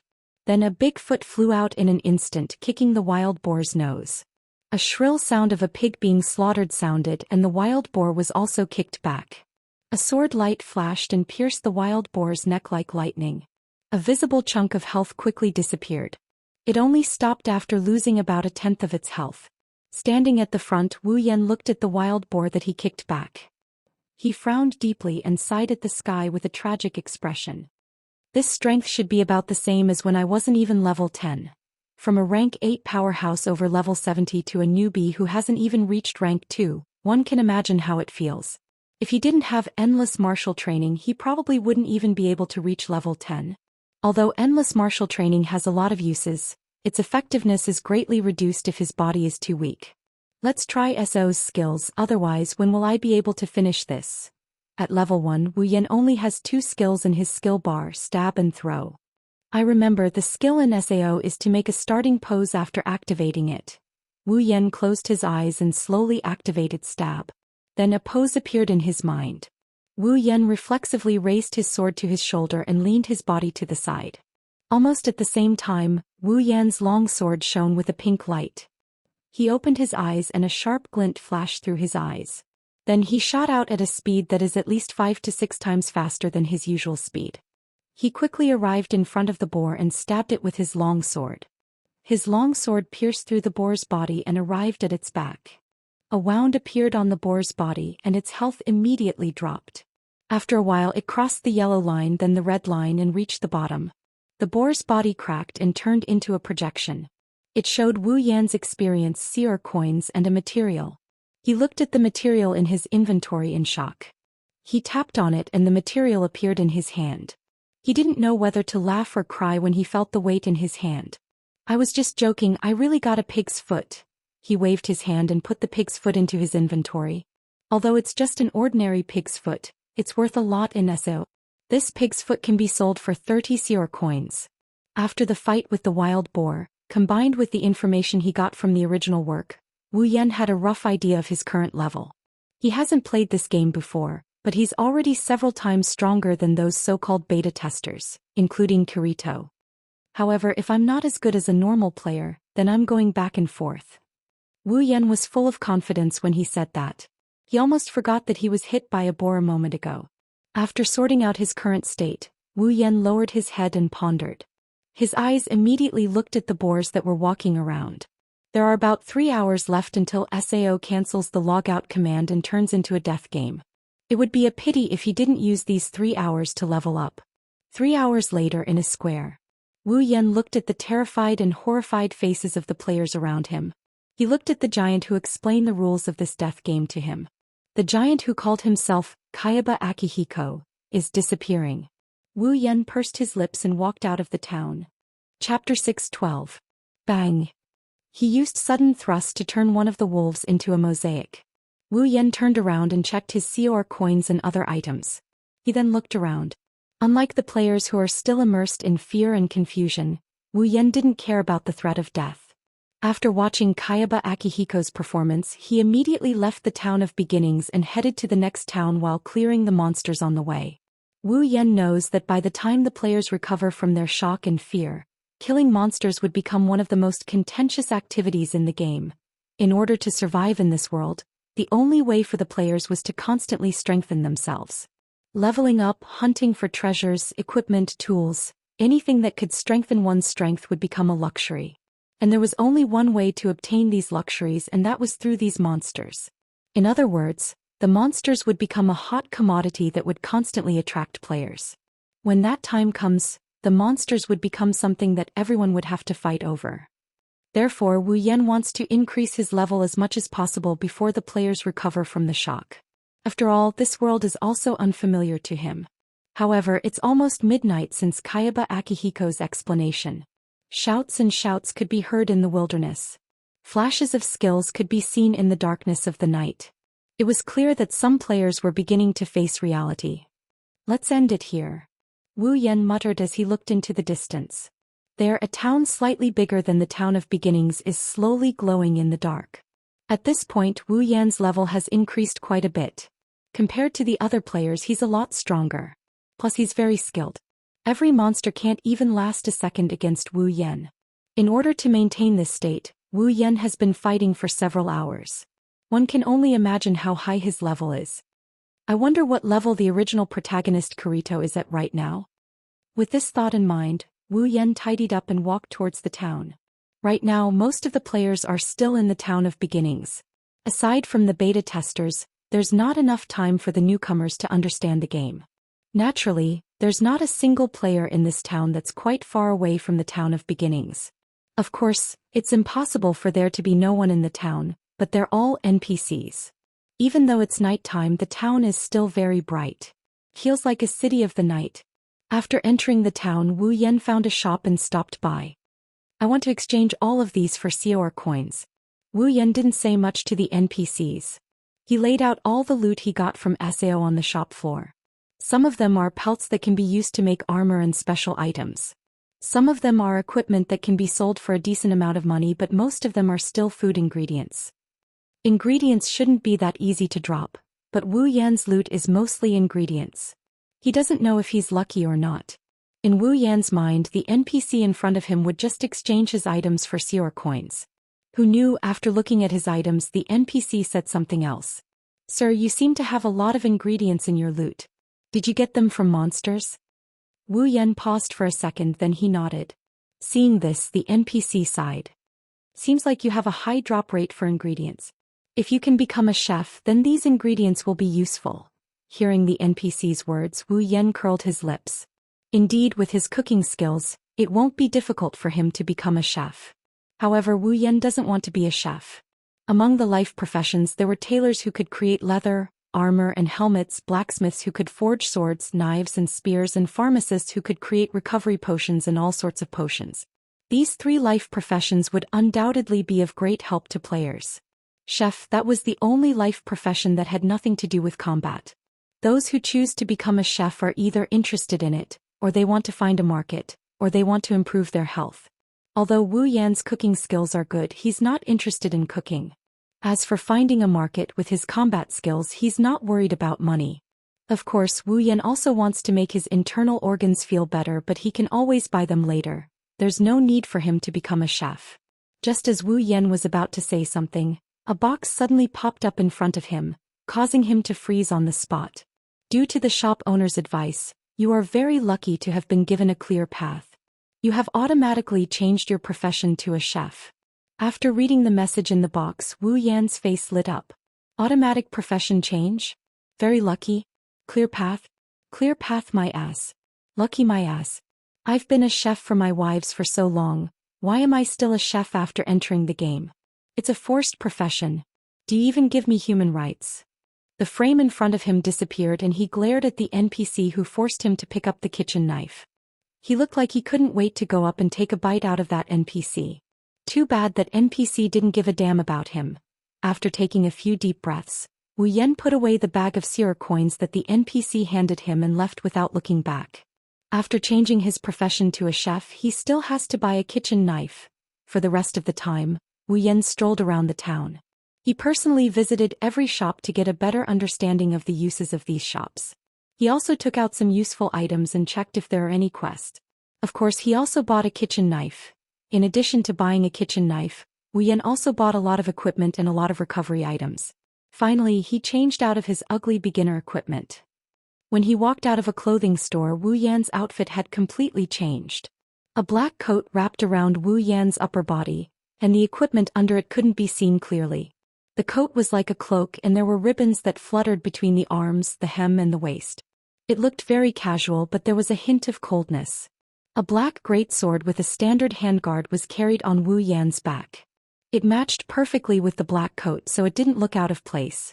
The blade of the greatsword was about half the width of a palm, which was similar to a normal sword, but it was about 1.7 meters long from Wu Yan's shoulder to his heel. It was quite long. This greatsword was not bought from a shop but dropped from a monster. Moreover, the shops run by NPCs would not be able to sell such an eye-catching weapon, and the quality of this greatsword was dozens of times better than the weapons sold in normal shops. Its name was Sky Gazer. With the rating of this greatsword, it was more than enough to be used until level 30. This was from Wu Yan's perspective. If it were a normal player, they wouldn't be able to use it until level 30. To be able to drop such a weapon from a normal low-level monster, although it wasn't impossible, it was almost the same as having no chance at all. Wu Yan's luck was really good. In addition to the equipment under the coat, Wu Yan's strength had at least increased by a few levels. Touching his handsome outfit, Wu Yan's lips curled up. My leveling speed can be increased by quite a bit. After saying that, Wu Yan lifted his feet and walked in the direction of the inn. Chapter 6:13. Originally, the hotel was set up as a place for players who were tired of playing the game to pass the time. It was also a place for people to exchange information and discuss matters. The rooms of the hotel were completely used for decoration. After all, no one would sleep directly in the game. But now, SAO has become an alternative reality. Although there are rooms in the game for players who have only been in the game for less than a day, they don't have enough money to buy one. Therefore, the hotel room has become an indispensable factor in SAO. Since Wu Yan left the town of beginnings early, he is the first customer to occupy a room in the hotel. Before he went to sleep, there was not a single player in the hotel. The next morning, when Wu Yan walked out of his room, he didn't see a quiet corridor.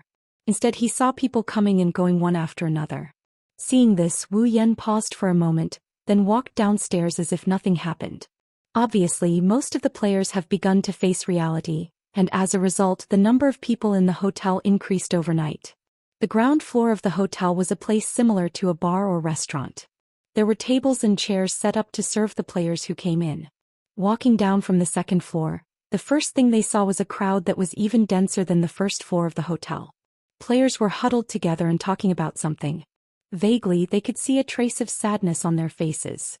After all, this is a world where people can die at any time.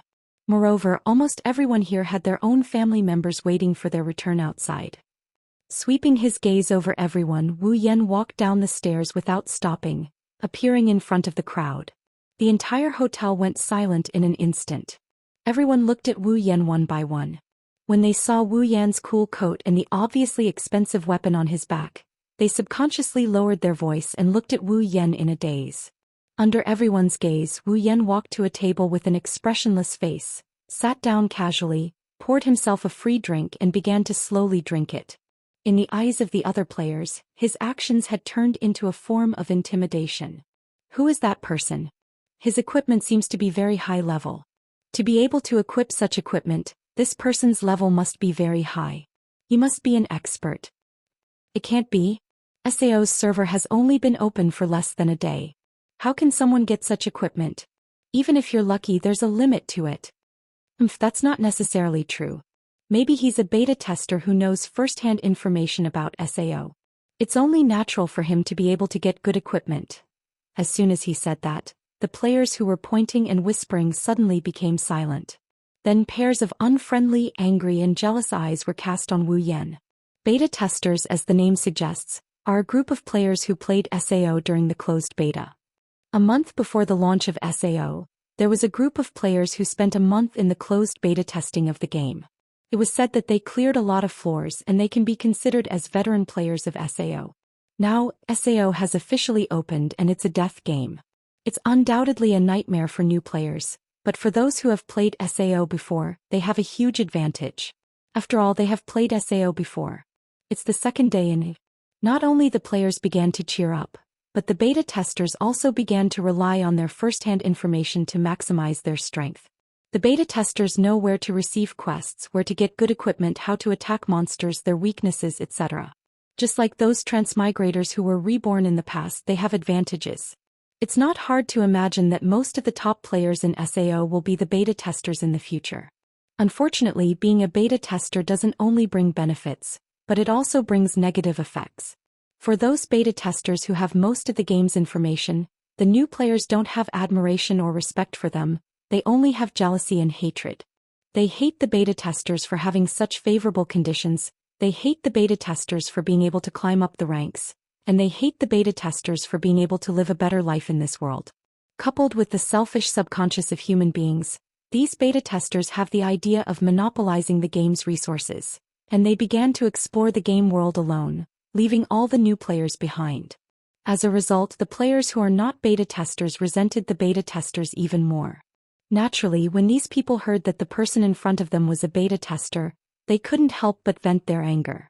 Wu Yan couldn't help but frown when he was stared at by so many pairs of eyes full of negative emotions. Of course, he knows why these players are treating him like this, but even if he is a beta tester, so what? Does a beta tester have to stand up and help them? Who made this rule? Because the future is bleak, the ugly side of human beings has been completely exposed. Wu Yan slowly put down the glass in his hand, his cold wine-red eyes glanced at everyone in the room.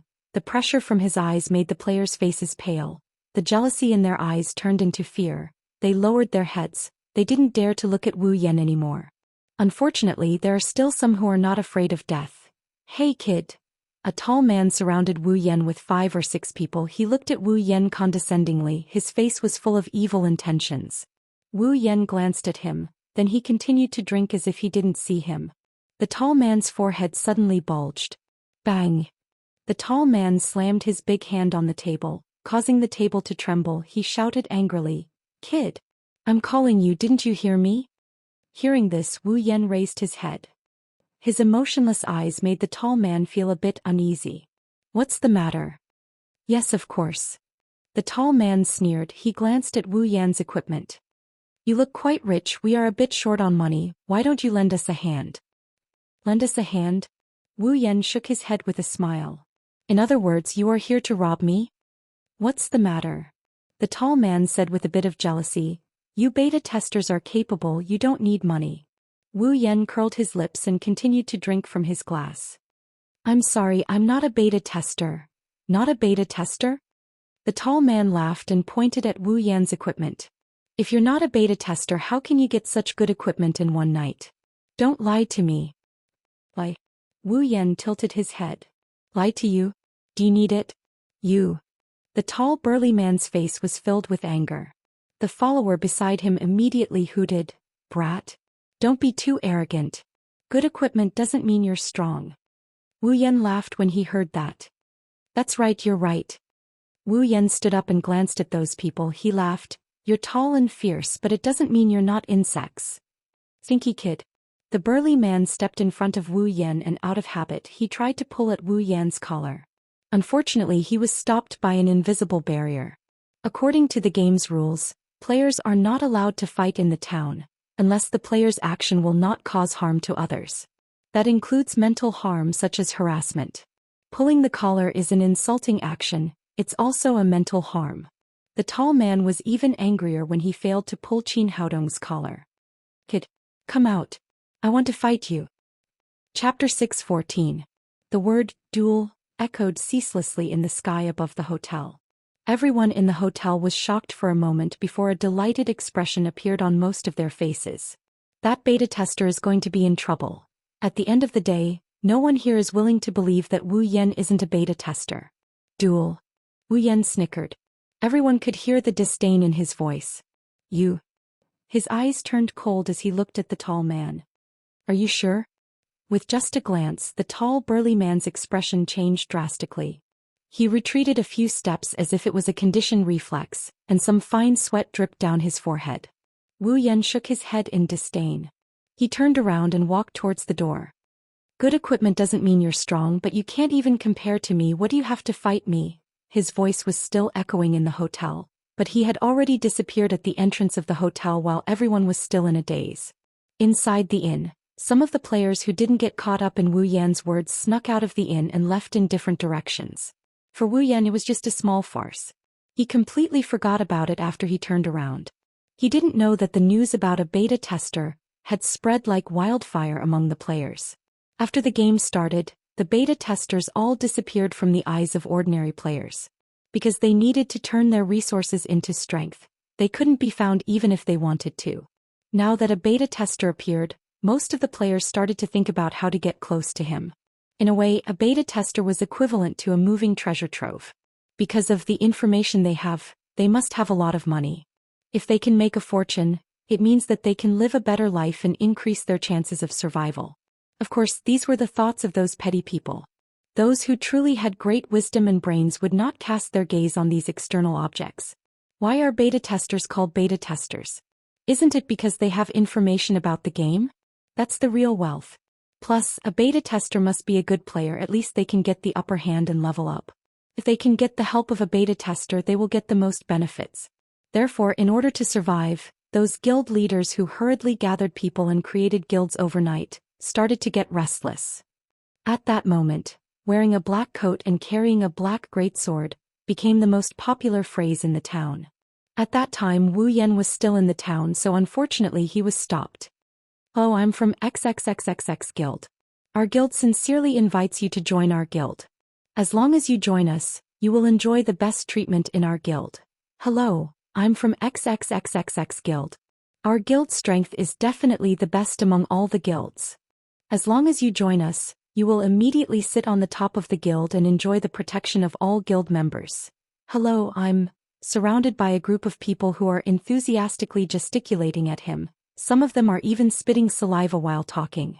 Wu Yan was scared stiff for a while before he came back to his senses. He didn't know whether to laugh or cry. Who would have thought that his attire would bring him so much trouble? Wu Yan shook his head as he listened to those unfamiliar guild names. In the original game there are 4 top guilds in Sao. They are Knights of the Blood, Divine Dragon Alliance, Fearing Kazan and Army.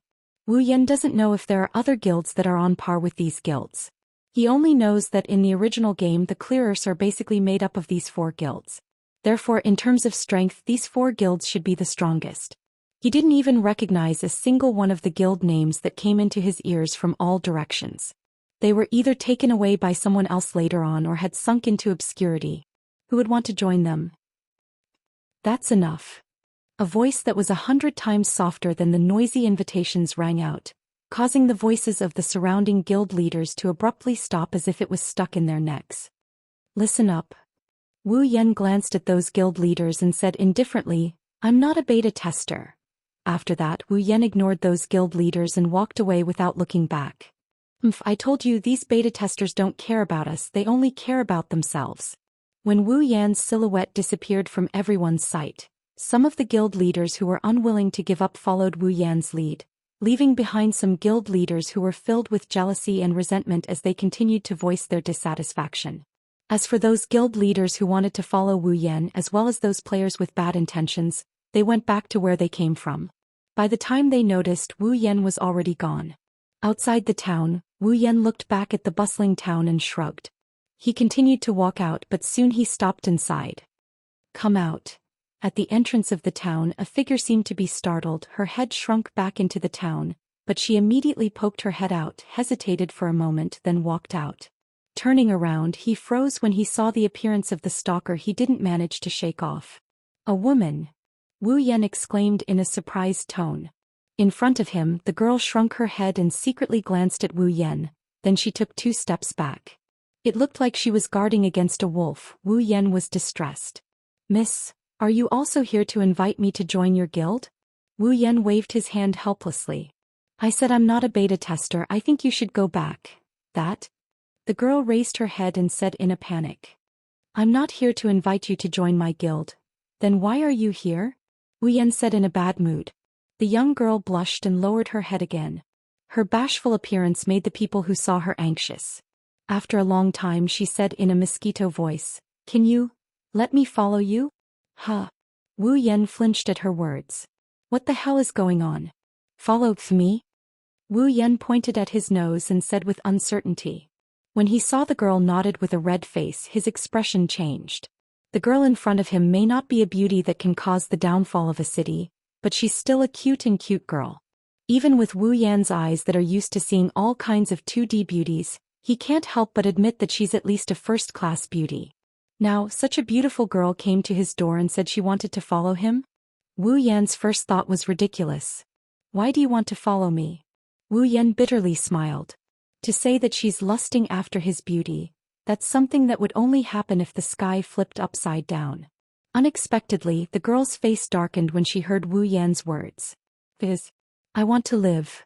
Wu Yan's face stiffened. Looking at the girl's sad face, he became silent. What a heart-wrenching sentence to say if you want to live. There aren't many women in SAO, but there are still about 30% to 40% of the population. However, out of these 30 to 40% of women, only less than 10% were able to rely on themselves to survive in this world. As for the others, they were not willing to be numb and wait for others to save them in the city for the rest of their lives. They would rely on the strong to ensure their own safety. The girl in front of him probably belongs to the latter. Wu Yan looked at the girl and frowned. Aren't you afraid that I'm a bad guy? The young girl was startled. She shook her head and her face turned pink again. A bad guy doesn't have eyes as beautiful as yours. Wu Yan almost fell to the ground. What kind of logic is this?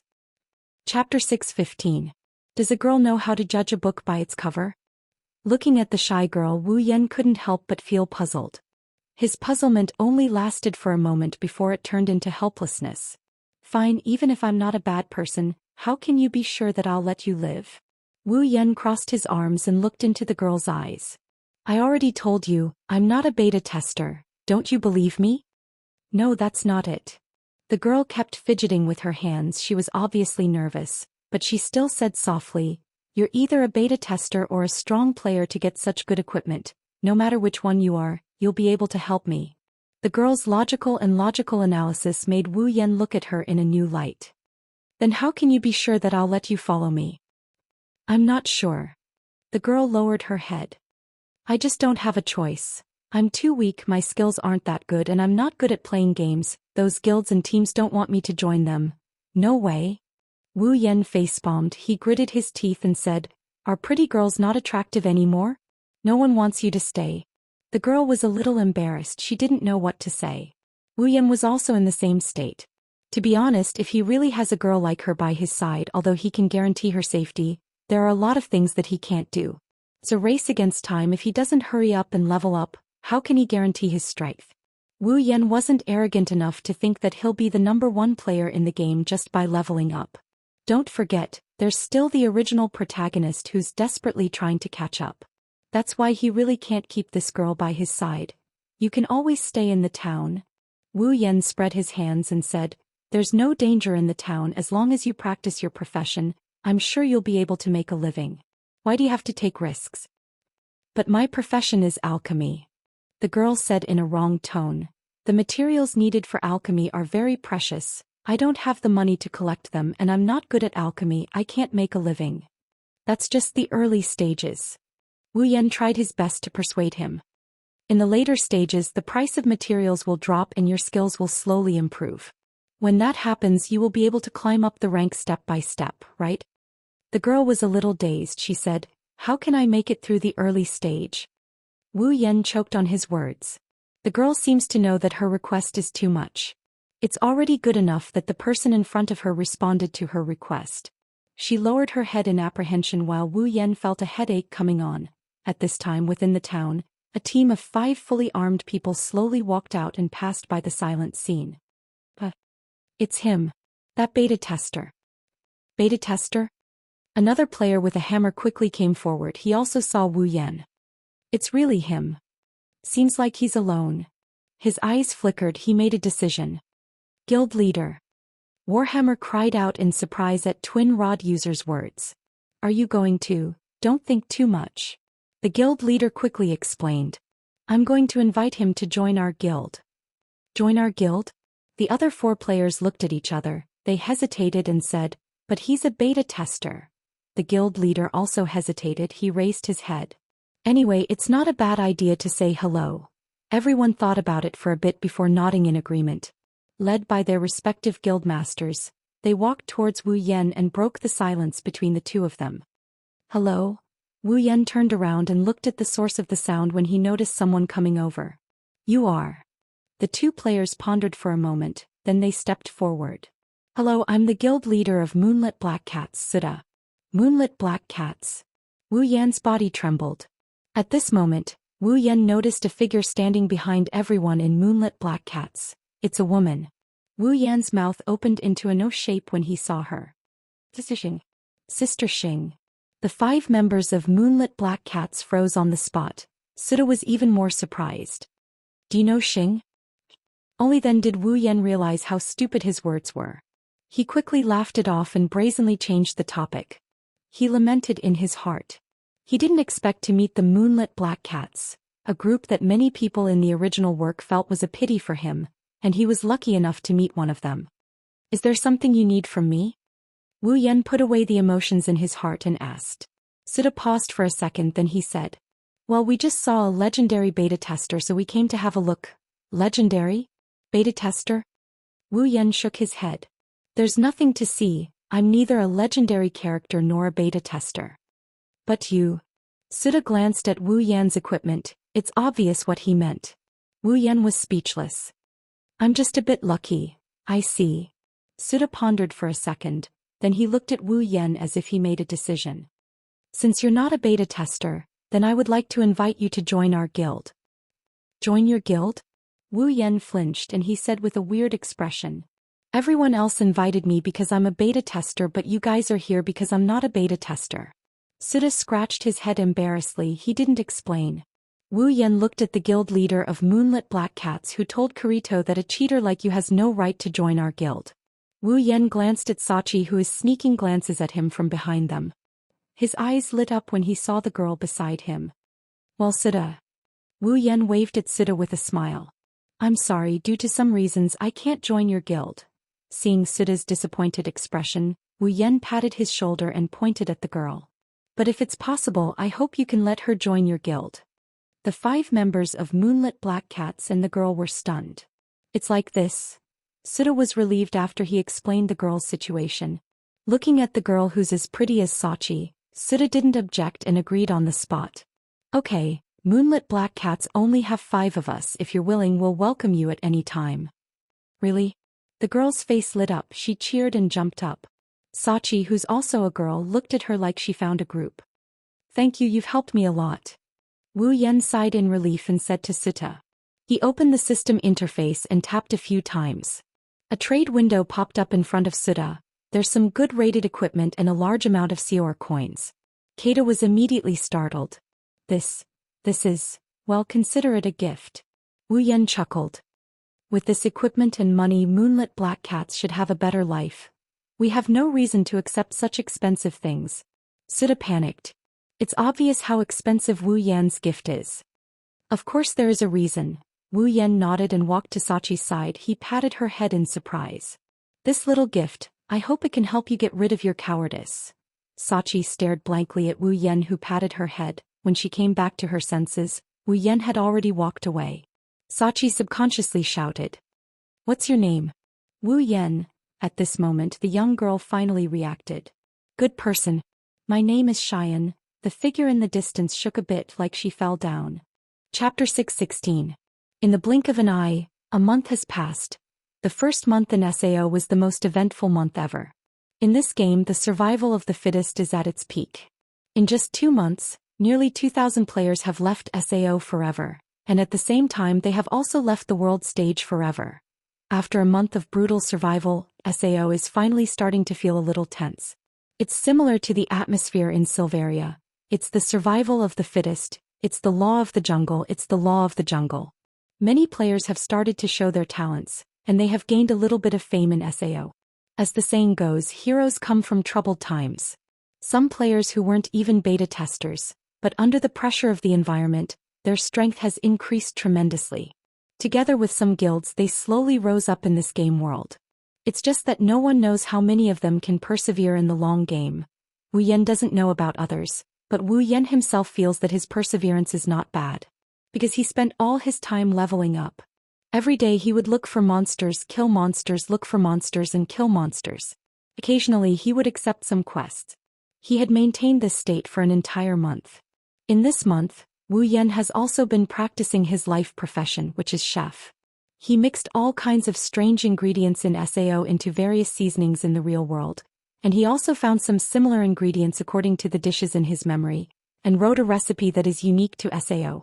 If Wu Yan reveals his identity as a chef, then no one in SAO can compete with him in this aspect. After all, Wu Yan has the skill cooking expert, and he also has the ability complete memory, so it's easy for him to write a recipe.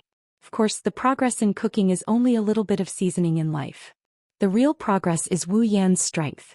Originally, due to the limitations of this fake and weak body, Wu Yan's abilities were less than 10%. Even the power of infinite arms refinement was reduced by more than one level. Can be said that this is a trap of all kinds. Now with the gradual leveling up and the help of some potions, Wu Yan's vitality is also increasing. Coupled with the constant change of equipment, his strength is much higher than other players, even if it can't be compared to his original body. He believed that in the entire first floor, there is no one who can match Wu Yan. If it wasn't for the fact that he couldn't find the location of the first floor's boss, Wu Yan would have just taken down this first floor that has stood firm for a month.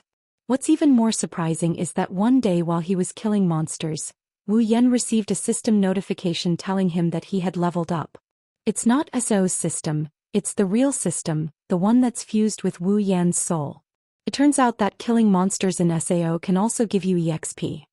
Speaking of which, the system will give you EXP by participating in a battle that's hostile to you and winning. Although the monsters in SAO are virtual, their hostility to players is real, so it's not surprising that Wu Yan got EXP by defeating such monsters. With such a pleasant surprise, Wu Yan leveled up even more diligently.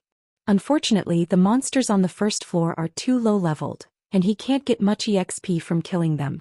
According to the Spalier world system, they're only Tier 1 or Tier 2 monsters. Even if there's a lot of them, how much EXP can he get? Maybe the previous level was accumulated from the previous battles, and the monsters in SAO were the last straw that broke the camel's back. However, Wu Yan's leveling speed didn't slow down. As he leveled up, he gained a lot of money, items, equipment, and all kinds of materials. With his current wealth, Wu Yan must be the richest person in SAO. He's the kind that's rich. Wu Yan, Sachi, and Xian chatted with Wu Yan. Wu Yan can see this from their conversations. Oniazen, you're too rich. Sachi looked at the number of COR coins in Wu Yan's inventory, and she felt dizzy when she saw the series of zeros behind it. You're just one person, but you have so much money that even a guild's total fund can't match up to it. Sachi looked at the trade window in front of her. She saw some COR coins and equipment that Wu Yan traded to her. She clicked, accept, and Xian, who has been craning her neck, couldn't help but smile. That's great. I'll have a new batch of alchemy materials. These are not all yours. Wu Yan rolled his eyes at Xian. A month ago, the moonlit black cats became more familiar with Wu Yan after his encounter with the moonlit black cats. Since Wu Yan left his name when he parted with the moonlit black cats, Sachi and Xian now have 2 new names in his friends list. After that, Wu Yan and the moonlit black cats gradually became familiar with each other, and they even started working together. Every day when Wu Yan came back from leveling up, he would trade some useless equipment items and items to the moonlit black cats. They would help him sell them for Xior coins, and the moonlit black cats would take a commission fee or some useful equipment. After all, selling items in NPC shops can only be described as cheap, but if the moonlit black cats set up a stall, the value of the items would increase a lot. In the end, Wu Yan didn't lose anything, he even made a profit, and the moonlit black cats also made a lot of money. What's more, the equipment that Wu Yan thinks is useless are the best of the best in the eyes of the moonlit black cats. Because of this, the moonlit black cat's strength grew at a rapid pace. Because of this, the relationship between the 2 parties became very close. Incidentally, Xian also became a professional alchemist in the moonlit black cats. For someone like her who isn't good at fighting, it's a good ending. As for why Sachi called Wu Yan Big Brother, it's because of Wu Yan himself. To be more precise, it's because he called her little sister Sachi when they first met. After that, Sachi, who was very timid, suddenly found someone to rely on. She insisted on calling Wu Yan Big Brother, but Wu Yan couldn't tell her that little sister Sachi was a nickname given to her by the otakus. And so, the second sister after Kodori was born. I say, aren't you guys tired of trading like this every day? Xian held her cheeks as she knelt on a chair, her legs were shaking. Yan, wouldn't it be more convenient for you to join the moonlit black cats? Sachi looked at Wu Yan expectantly. Wu Yan smiled bitterly. Can you guys keep up with my progress? Sachi and Xian didn't say anything. By the way, Big Brother. Sachi suddenly looked up at Wu Yan. The president said he received news that there will be a strategy meeting about the first floor's boss at the town square tomorrow. Wu Yan was surprised by Sachi's words, then he looked happy. Strategy meeting? Does that mean someone found the location of the first floor's boss? Sachi nodded. Wu Yan grinned. I finally found it. Big Brother, are you going too? Sachi couldn't help but ask. Then you guys should stay out of this for now. Wu Yan rejected without a second thought. You guys are improving fast, but let's observe the boss battle first. Then, all right. Wu Yan smiled and rubbed Sachi's head. His thoughts started to wander. Tomorrow. Chapter 6:18. Diabel was also stunned by the sudden appearance of such a player. Looking at the player with a spiky hedgehog head that looked like a meteor hammer, he couldn't react for a long time. The hedgehog player arrogantly pointed at himself with his thumb as he scanned his surroundings with a pair of vicious, rat-like eyes. My name is Kibu. Kibu looked up at the large number of players on the platform. He didn't show the slightest bit of fear, instead he turned around and faced everyone. Before we fight the boss, I have something to say. Kibu pointed at the crowd with his Kansai accent, and no one knew if he did it intentionally or not, but he was pointing at the only one standing, Wu Yan. Someone here must apologize to the 2,000 players who died earlier. Apologize? Everyone looked at each other, they didn't know what Kibu was trying to say. However, some of the smarter ones understood what Kibu was trying to say. They looked at Wu Yan. Wu Yan looked at Kibu with an expressionless face. He didn't say anything. However, one could see a hint of mockery in his eyes. Kirito's expression also changed after hearing Kibu's words. He clenched his fists tightly. Under the platform, Diabel's eyes flashed for a moment, but he quickly recovered. Kibu-sen, are you talking about those beta testers? Do you even need to ask? Kibu didn't care about Diabel's identity as the host of this meeting, he was still arrogant. Those beta testers, on the day this damn game started, they abandoned all the rookies and disappeared. Kibu glared at Wu Yan, his words were obviously aimed at Wu Yan. They monopolize the hunting ground, they only care about getting stronger, they don't care about other people's business. After Kibu's words came out, the players' eyes gradually became hostile. They all looked at Wu Yan with jealousy and hatred. Kirito's face was pale. Kibu's words were exactly the same as what he did. However, Kirito is more worried about Wu Yan, who is also a beta tester. He's worried about what Wu Yan is going to do in a situation where he can't hide his identity. Even Asuna is on his side. However, the two of them only saw Wu Yan with a calm expression on his face. Kibu knew his words worked. He didn't bother hiding his intentions anymore. He yelled at Wu Yan. Beta tester, you better kneel down and apologize to everyone here. Also, you better spit out all the money and items you've saved up. Otherwise, I won't be able to entrust my life to you as your teammate. All the players paused. Their eyes were filled with greed and jealousy as they looked at Wu Yan. Under Kibu's words, they also coveted Wu Yan's money and items. A beta tester's wealth is no doubt huge. This is bad. Kirito and Yabel, the two beta testers, thought in their heart. Their eyes gradually became anxious as they looked at Wu Yan. Under everyone's gaze, Wu Yan curled his lips and opened his mouth. Teammate? Teammate? Wu Yan looked at Kibu with a faint smile. I say, did you make a mistake? Hearing Wu Yan's words, everyone was stunned. Indeed, as a teammate, trust is important. Wu Yan narrowed his eyes and smiled with disdain. But a guy like you wants to be my teammate? What did you say? Kibu clenched his fist in anger. Just as he was about to say something, Wu Yan on the stage suddenly disappeared, and when he reappeared he was already next to Kibu. Kibu's face turned pale with fright. He quickly retreated, but because he retreated too quickly he tripped and fell to the ground. The sound of his body hitting the ground rang out, waking up all the players. When the players looked at Wu Yan in shock. So fast. Kirito and Asuna's pupils shrunk. They were also shocked. Even they didn't see when Wu Yan moved to that position. Kneel down and apologize to you? Tilting his head, Wu Yan slowly walked towards Kibu. With every step he took, Kibu would step back in horror. Let's not talk about whether I'm a beta tester or not. Even if I am, so what? Wu Yan curled his lips in disdain.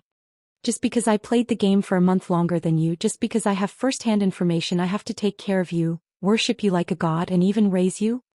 Kibu, as expected of the king of shit spewing. Wu Yan walked up to Kibu and looked down at him with a murderous aura. Believe it or not, I can kill you anytime I want. Kill.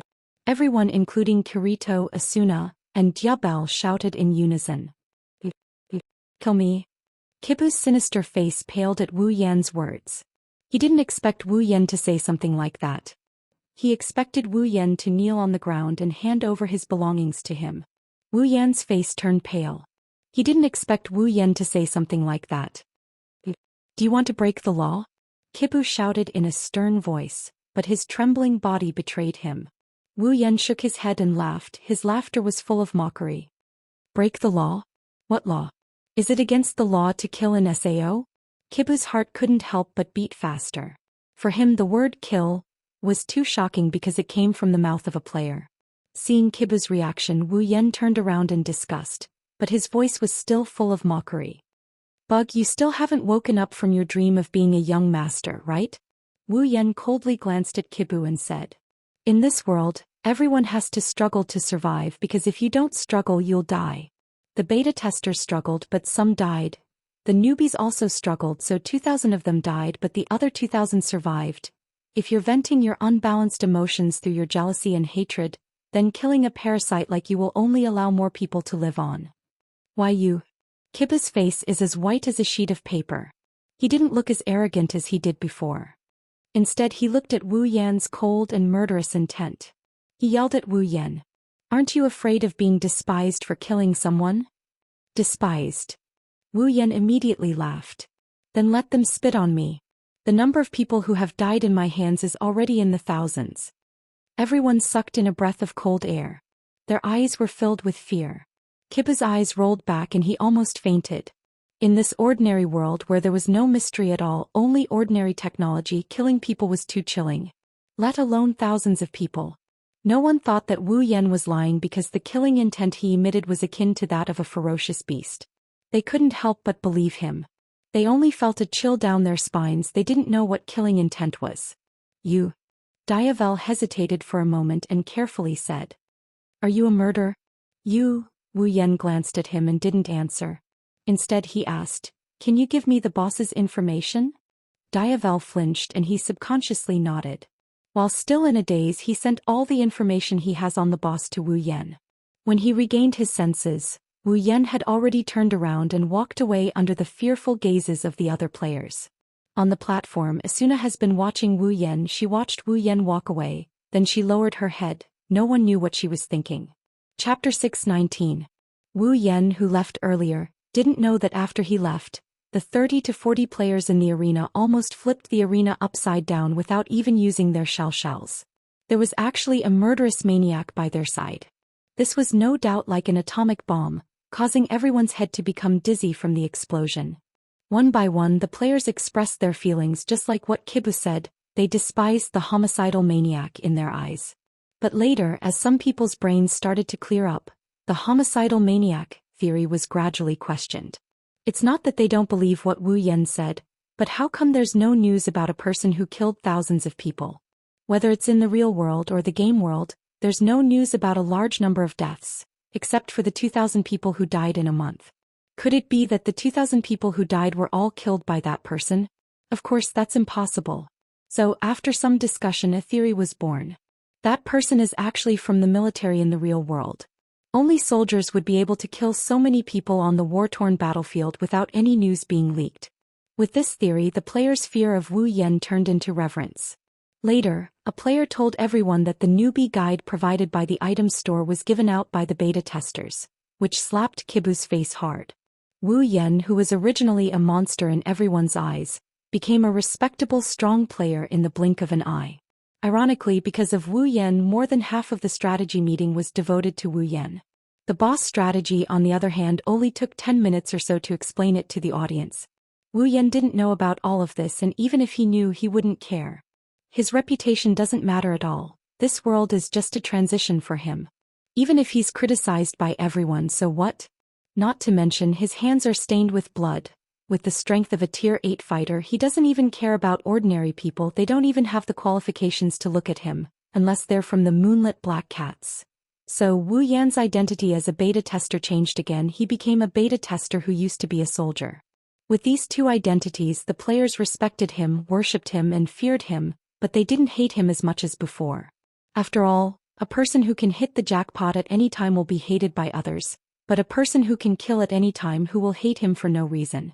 They should pray to God that they don't encounter him, not to mention that he's a soldier who can kill people legally. In just one day, the news spread to every player's ears. Wu Yan almost fainted when he heard about it from Sachi's email. God has eyes, he just casually said it. Who knew those people's imagination would be so strong? All in all, things are looking up for him. His status as a soldier helped Wu Yan's reputation to a large extent. It also helped to offset a lot of negative news. Even though he's not a beta tester, his status as a beta tester didn't attract as much jealousy anymore. At night, in a corner of the town, since they're going to raid the boss together tomorrow, the players who had the strategy meeting this morning gathered together to chat and drink with each other. It seems like they're trying to get to know each other better so that they can have more confidence in this raid. Wu Yan also stayed here, but he didn't join those realistic players' party. Instead, he sat alone in a corner, eating his homemade hamburger while looking at the night sky. Due to Hinajika's love for hamburger steak, it's the dish that Wu Yan cooked the most. Out of habit, hamburger steak is also the dish that Wu Yan used the most in his inventory. If other players saw the hamburger in Wu Yan's hand, they'll probably go crazy with jealousy. After all, a month isn't enough for a player's rations to evolve, and it's still stuck on bread. Eating bread for a month without dying, it's all thanks to the game's settings. Although the surrounding players also noticed the hamburger in Wu Yan's hand, they didn't show any hostility to Wu Yan, but they still respect him. Other than Diaval, who came up to chat with him, no one else dared to approach him. But soon a second player appeared. Noticing that someone is approaching him, he reflexively turned his head to look. What he saw stunned him for a moment. Wu Yan tilted his head in confusion when he saw Asuna standing in front of him. She's shrouded in a cloak that obscured her face. What's the matter? Asuna didn't answer immediately. Instead, she stayed silent for a while as if she's considering her words. After a while, she finally spoke. Are you really a soldier? Wu Yan rolled his eyes when he heard that. You believe those guys bullshit too? Asuna clenched her fists, listening to Wu Yan's denial. Her voice trembled a little. If you're not a soldier, then how can you say that you're going to kill someone so easily? Wu Yan glanced at her and turned his head to look at the night sky. His voice was like a gentle breeze blowing into Asuna's ears. I'm used to it. the inexplicable vicissitudes of life contained in those 3 words made Asuna's heart tremble. Her already complicated feelings became even more complicated. After a while, Wu Yan looked at Asuna and said, "You came here just to ask me this?" Asuna went silent again. It's not that she doesn't want to answer, she just doesn't know how to answer. Asuna herself didn't know why she came looking for this person. A month ago, Asuna almost broke down when she learned that she might not be able to leave this world anymore. But she didn't want to be like the other female players who stayed in the town of beginnings and waited for the day they cleared the game. That's why Asuna picked up a sword, hoping that she could live a meaningful life and not let her soul rot away. Even Asuna herself didn't know that her heart had become numb from all the fighting and killing she's been through for the past month. However, the existence in front of her who had spoken such shocking words caused a ripple to appear in her numb heart for the first time. Just like a passerby, if a lunatic appears around them, they'll definitely pay attention to that lunatic. Wu Yan is that lunatic in Asuna's heart, but because her heart has been numb for too long, it's like she's lost in the forest for 20 years. She hasn't seen a living person for so long, even a lunatic would want to talk to them. Asuna is in such a state right now. That's why she couldn't help but come to Wu Yan. Wu Yan didn't know what to say when Asuna didn't say anything. He shook his head helplessly and waved his hand in the air to summon his system interface. He tapped on his inventory and a freshly baked burger appeared in his hand. He threw the burger to Asuna. Asuna quickly caught it, and when she saw what was in her hand, she froze. "This is..." Asuna smelled the long-lost aroma and said in a daze, "Burger? Burger. Eat," Wu Yan said. Asuna's nose was completely conquered by the aroma of the burger. After regaining her senses, Asuna finished the entire burger in 2 or 3 bites without caring about her image. Her taste buds that had been tasting it for a month immediately trembled with excitement, and a teardrop fell from the corner of Asuna's eye. Only the heavens knew what kind of torture it was for her to live with a month of bread that was tasteless, hard and dry. Chapter 620. Wu Yan watched as Asuna devoured a palm-sized burger in just a few bites. He didn't get to see her face, but when he thought of Asuna's stunning appearance in the original game, coupled with her current appearance, Wu Yan's jaw dropped. Could it be that Asuna is a foodie as well? Wu Yan grinned as he suppressed the urge to laugh out loud. He took out another burger from his inventory and tossed it to Asuna. Asuna caught the burger like it's a treasure. She didn't care about the temperature of the burger and bit down on it. But this time she slowed down her speed. The atmosphere between the two of them fell into a strange silence. Only the sound of Asuna chewing on her food could be heard faintly in the air. One is eating while the other is looking at the night sky. The two of them chewed on the burger in their hands. This scene lasted for a long, long time. "Thank you." Suddenly, a voice no louder than a mosquito's came from under Asuna's cloak. The noise around them is loud, but Asuna's voice miraculously entered Wu Yan's ears. Wu Yan shook his head and finished his burger.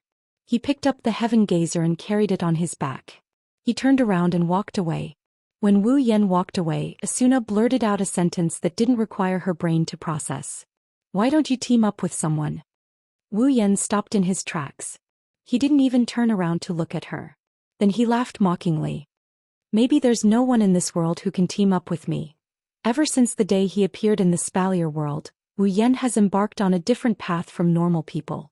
Along the way, Wu Yan wasn't alone. He had Chuju, Mikoto, Kotori, and the others to accompany him. In fact, Wu Yan had a pretty good time. In this world, there were no mysteries, no supernatural powers, only a fake world for people to fantasize about. In this world, although the people around them also had extraordinary powers, they were still ordinary people in essence. Wu Yan didn't mean anything when he said he couldn't find anyone to team up with. It's just that he felt a little sentimental about being alone in this strange world. Possessing power far beyond the reach of ordinary people, walking alone in such a mundane world, this is the first time Wu Yan felt lonely in a world like this. If Wu Yan were to go back to his original world, he might go crazy. Who knows? However, this sentence has a different meaning in Asuna's ears. Asuna's understanding is that Wu Yan is someone who's killed a lot of people. His hands are stained with blood. In his eyes, she's already different from normal people. In other words, Wu Yan doesn't have a true friend. Well, in a way she's half right. "You can team up with us." Even Asuna herself was shocked when she said that. Is this really her? Is this really her? Asuna thought to herself. I've just told my teammates today that I'm avoiding them as my teammates. Wu Yan flinched for a bit before shaking his head with a smile. It's fine, I can do it alone. Hearing this, Asuna frowned. She also started to feel dissatisfied.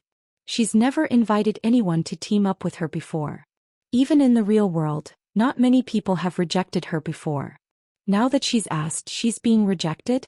Do you really think you can take on the boss alone? Asuna spoke in a serious tone. You're right. You look strong, but your opponent is the boss of this level. Do you think you can handle it with your own strength? Impossible. Impossible. Wu Yan sighed.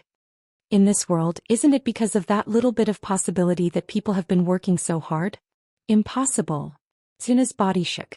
Wu Yan didn't see Asuna's reaction. He continued. If there's a small chance, then you have to give it a try. You've been going through this month with that thought in mind, haven't you? Asuna went silent. Wu Yan touched the hilt of Heaven Gazer on his back. He looked up at the sky and said absent-mindedly. One day, when there's someone who's worthy of my life, I'll team up with him or her. Unfortunately, there's no one like him in this world. Wu Yan thought of the girls in the Spalier world and smiled. He glanced at Asuna and slowly walked forward. Wait. Asuna raised her hand. Just as she was about to say something, a voice came from the figure in front of her and stopped her. I'm a bad guy, don't get too close to me. With that, Wu Yan disappeared into the darkness of the night. Asuna put down her hand and recalled Wu Yan's words. What he said before and what he said in the morning. Her mind started to wander. Asuna's numb heart, on the other hand, rippled once again. This time the ripple was bigger and longer than the previous one. Other than Asuna, no one noticed Wu Yan's departure. The players chatted with each other and passed the night with some ups and downs. As the night fell, the players finally welcomed the second day of the game. Jabal, the leader of the party, did a head count and glanced at the three people standing at the back. They're Wu Yan, Asuna, and Kirito.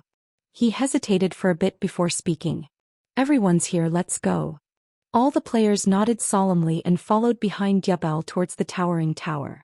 Every floor of Aincrad had a tower that looked like a pillar supporting the heavens, standing at the center of the floor.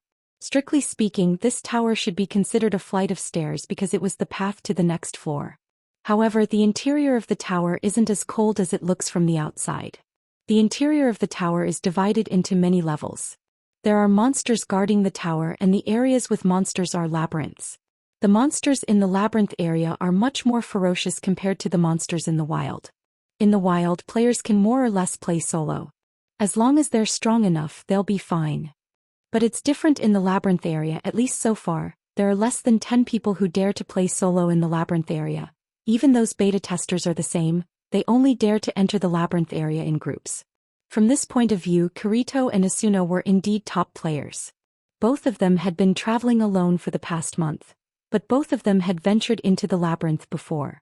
Although they didn't dare to venture too deep into the labyrinth, they were at least stronger than the average player. That's what they thought. Of course, if they knew that a certain someone had fought his way from the bottom of the tower to the top, then from the top to the bottom, and only left reluctantly when he couldn't find the boss after clearing all the monsters. Who knew what they would think? The people present didn't know that there's such a powerful player beside them. Although Wu Yan gave them a big shock yesterday, they also imagined that Wu Yan was a soldier, and as a soldier he should be stronger than them. But who would have thought that he's so strong that it's beyond the scope of human beings? Diavel was even a bit dissatisfied with Wu Yan. After all, even Kirito and Asuna, who weren't invited to join a party, only Wu Yan is alone. How can he deal with the boss alone? That's what Diavel was thinking. Wu Yan naturally saw the dissatisfaction in Diavel's heart, but he didn't say anything. He still walked alone at the back of the party, leisurely enjoying the surrounding environment. Xena, who has been observing Wu Yan, also saw this scene. It's obviously a game of death, how can he be so carefree? Chapter 621. The respawn rate of the monsters in the labyrinth area is also very limited, there's only one batch per day. Although the monsters in the labyrinth area are much stronger than the monsters in the wild, they also provide a lot of experience points in higher levels. Many of the stronger parties would come to the labyrinth area early in the morning to compete with each other to clear these monsters. Therefore, when Diabao led a group of players to the labyrinth area, there weren't many monsters left. Naturally, their journey was much smoother. Under Diabell's lead, the group of 30 to 40 players ran around the labyrinth area and finally stopped in front of a large door. Seeing this door, Wu Yan's eyes flashed and he looked up. The first floor's boss room. Finally found it. Wu Yan muttered while smacking his lips. His heart was more or less excited. The monsters on the first floor are no different from mobs to the current Wu Yan. Even if it's the labyrinth area or the wild bosses, they don't pose much of a threat to Wu Yan. He would just deal with them carelessly and finish them off easily. The boss of each floor of Aincrad was undoubtedly the strongest existence on that floor. Unlike the bosses in the wild, which would respawn after a certain period of time, there was only one boss. There were only 100 bosses in total, and once they died there would be none left. I hope it's not too weak. Wu Yan grinned. If other players heard Wu Yan's words, their expression would be very interesting. Diabell's face was completely tense, but he still firmly reached out his hand and placed it on the door. Then, as if he didn't want to give himself a chance to regret, he resolutely pushed the door open. The boss room is completely exposed to everyone's eyes. A gust of cold wind blew out from the boss's room and blew towards the players. The already tense atmosphere became even tenser as the gust of cold wind blew towards them. The players' faces were solemn and nervous. They gripped their weapons with all their might. Finally, Diabell took the lead and stepped into the room, followed by the rest of the players. Wu Yan was the last one to enter the boss room, but he clearly saw a tall figure sitting on the throne in the darkness. After all the players entered the room, a pair of scarlet eyes flashed from the figure's eye sockets. The entire dark room was suddenly filled with colorful lights. The lights spread across the floor, the ceiling, and the surrounding walls like colorful lights. In the blink of an eye, all the darkness was expelled.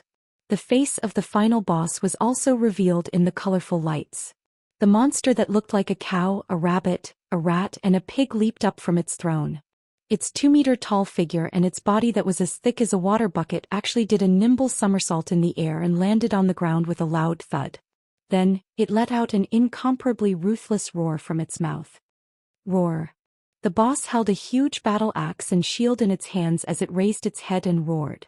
What responded to it were 3 monster guards that were smaller than it by more than half.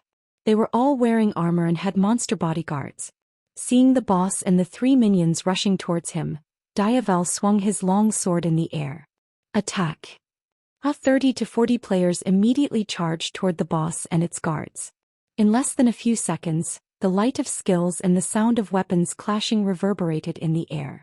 Let's get ready as well. Kirito shouted at Asuna as he gripped his sword tightly. He then dashed toward one of the monsters with a speed that was even faster than the boss's guards. Asuna also grabbed the hilt of her sword, but before she rushed out, she subconsciously glanced at Wu Yan and followed behind Kirito. The gatekeeper boss was surrounded by a large number of players. Although the battle axe in its hand repeatedly slashed at the players, it was not fatal. As long as a player was hit, the boss would retreat to the back and let the other players take his place. Then it would use its skills repeatedly. It was a classic battle of attrition. Apart from the gatekeeper boss, the other personal guards were also very powerful. Even the most powerful monsters in the labyrinth were no match for them. However, under the combined efforts of the players, they were slowly pushed back. In the end, 3 of the personal guards were wiped out. At this time, a few more guards respawned from the void and charged towards the players who didn't know what to do. One of them was charging towards Wu Yan, who has been paying attention to the boss all this time. Kirito and Asuna, who were closest to Wu Yan, saw this and they panicked. Wu Yan didn't notice this at all. He was still focused on the boss, so the 2 of them quickly yelled out to Wu Yan. Be careful. Unfortunately, Wu Yan didn't seem to notice them at all. He didn't even move an inch. The guards were already right next to Wu Yan. Kirito and Asuna's face turned pale. Just as the 2 of them thought Wu Yan was about to receive a fatal blow from the guard, a black shadow flashed by and sliced through the guard's body. The guard's body froze for a second as a bloody wound appeared on its body. Then in a blink of an eye, the guard shattered into pieces. As for Wu Yan, the heaven gazer on his back was already in his hand. Kirito, Asuna, and Diabell, who saw this scene, were all stunned. Just now, Diabell looked at Wu Yan with a blank expression. What happened? So fast, so fast. Asuna was shocked. His attack speed is much faster than mine. Kirito's expression froze as he stared at Wu Yan. 1 strike. Just 1 strike. Holding Heaven Gazer, Wu Yan glanced at Kirito Asuna and Diabel, who were still in shock. Then he took a step forward and tapped the ground with his feet. Who? Like a hurricane, Wu Yan's body turned into a blur as he streaked across the sky like a bolt of lightning. In the blink of an eye, he appeared in front of the boss. The players who were originally surrounding the boss only saw a blur in front of their eyes as a figure appeared in their encirclement. Before they could react, the light of a skill filled the entire body of the Heaven Gazer in Wu Yan's hand. Crushing blow. Boom. When a muffled sound rang out, the huge body of the boss that was surrounded by everyone was sent flying. It drew a parabola and was sent flying away like a piece of trash. The players only realized what was going on after the boss fell to the ground. I can't be. Kirito's eyes bulged. How did he send it flying? That's the boss. Just how strong is his power attribute? Diabel couldn't help but gulp. He really, single-handedly. Xena seemed to be in a daze. Roar. The boss seemed to be angry. It jumped up from the ground and opened its mouth to let out a roar. But just as it roared, a fist suddenly enlarged in its eyes and fiercely smashed into its face. The boss was like a duck that got choked by its neck. Its roar came to an abrupt stop as its body was pushed back a few steps. The players present could see that Wu Yan's ordinary punch reduced the boss's health by a lot. A normal punch can do that. The players were dumbfounded. Chapter 622. Roar. The boss let out a low roar. It was as if it could not accept the fact that it was injured by a normal punch. It grabbed its battle axe and charged forward furiously. His heavy and quick footsteps reverberated throughout the entire room. Even though his body was as thick as a water bucket, his movements were incomparably swift. His footsteps were as frequent as raindrops, and as his speed increased they filled the entire room. Wu Yan lowered his head and looked at his left hand. He did not even look at the boss that was charging at him. His heart was filled with excitement as he clenched his fist tightly. He looked up and saw that the boss was already 1 meter away from him. The sword in his hand flashed and the Heaven Gazer let out a cry that shook the air. Facing the angry roar of the boss, the Heaven Gazer moved forward like a phantom.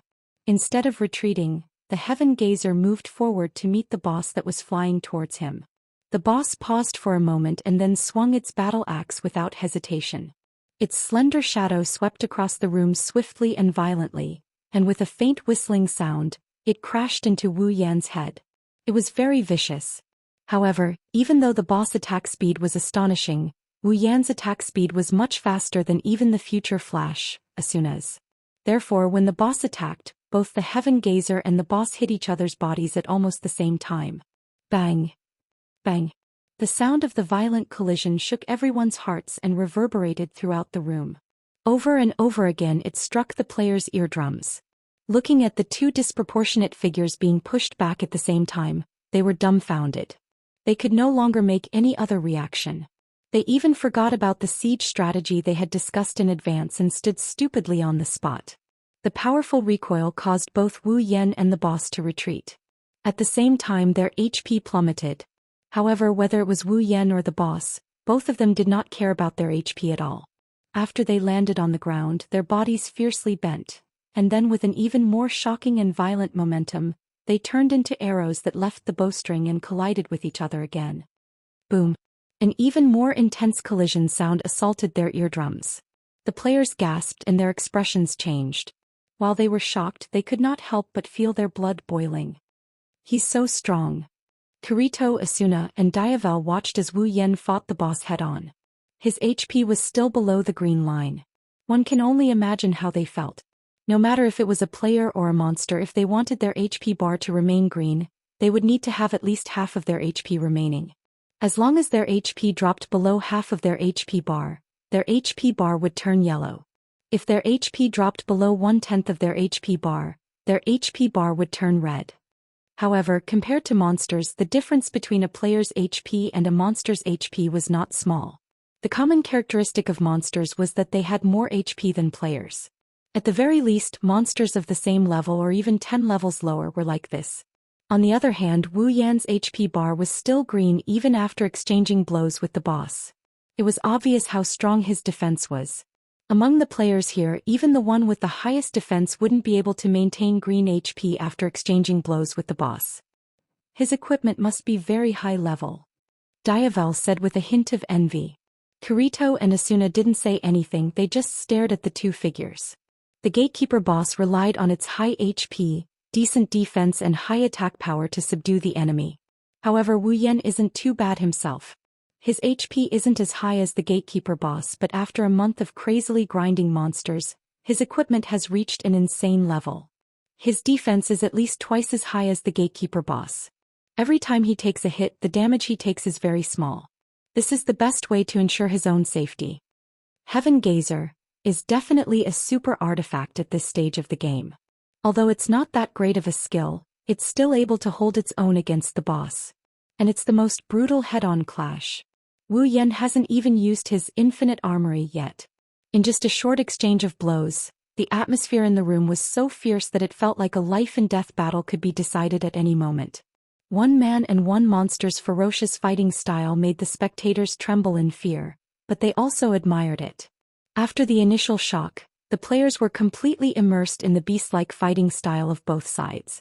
This kind of direct collision was the most vivid and the easiest to be influenced by. After a few head-on clashes, the players' faces were flushed red. They couldn't wait to enter the battlefield and engage in a hot-blooded battle. The only one who had a different feeling was Kibu. Everyone's face was flushed red, but his face was pale. When he recalled the scene where he forced Kibu to fight yesterday, he had the urge to pee his pants. He regretted provoking such a monster. But on the battlefield, the situation suddenly changed. After more than a dozen head-on clashes, Wu Yan and the boss HP dropped to red at the same time. Seeing this scene, Kirito and Diabel's expression froze. Because the first floor's boss will change its weapon and attack mode after its HP drops to red. Roar. The boss roared angrily and threw the battle axe and shield in his hands at the same time. Then the boss pulled out a katana that looked like a hatchet from his waist. What? Katana? Kirito and Diabel exclaimed in shock. Not a scimitar?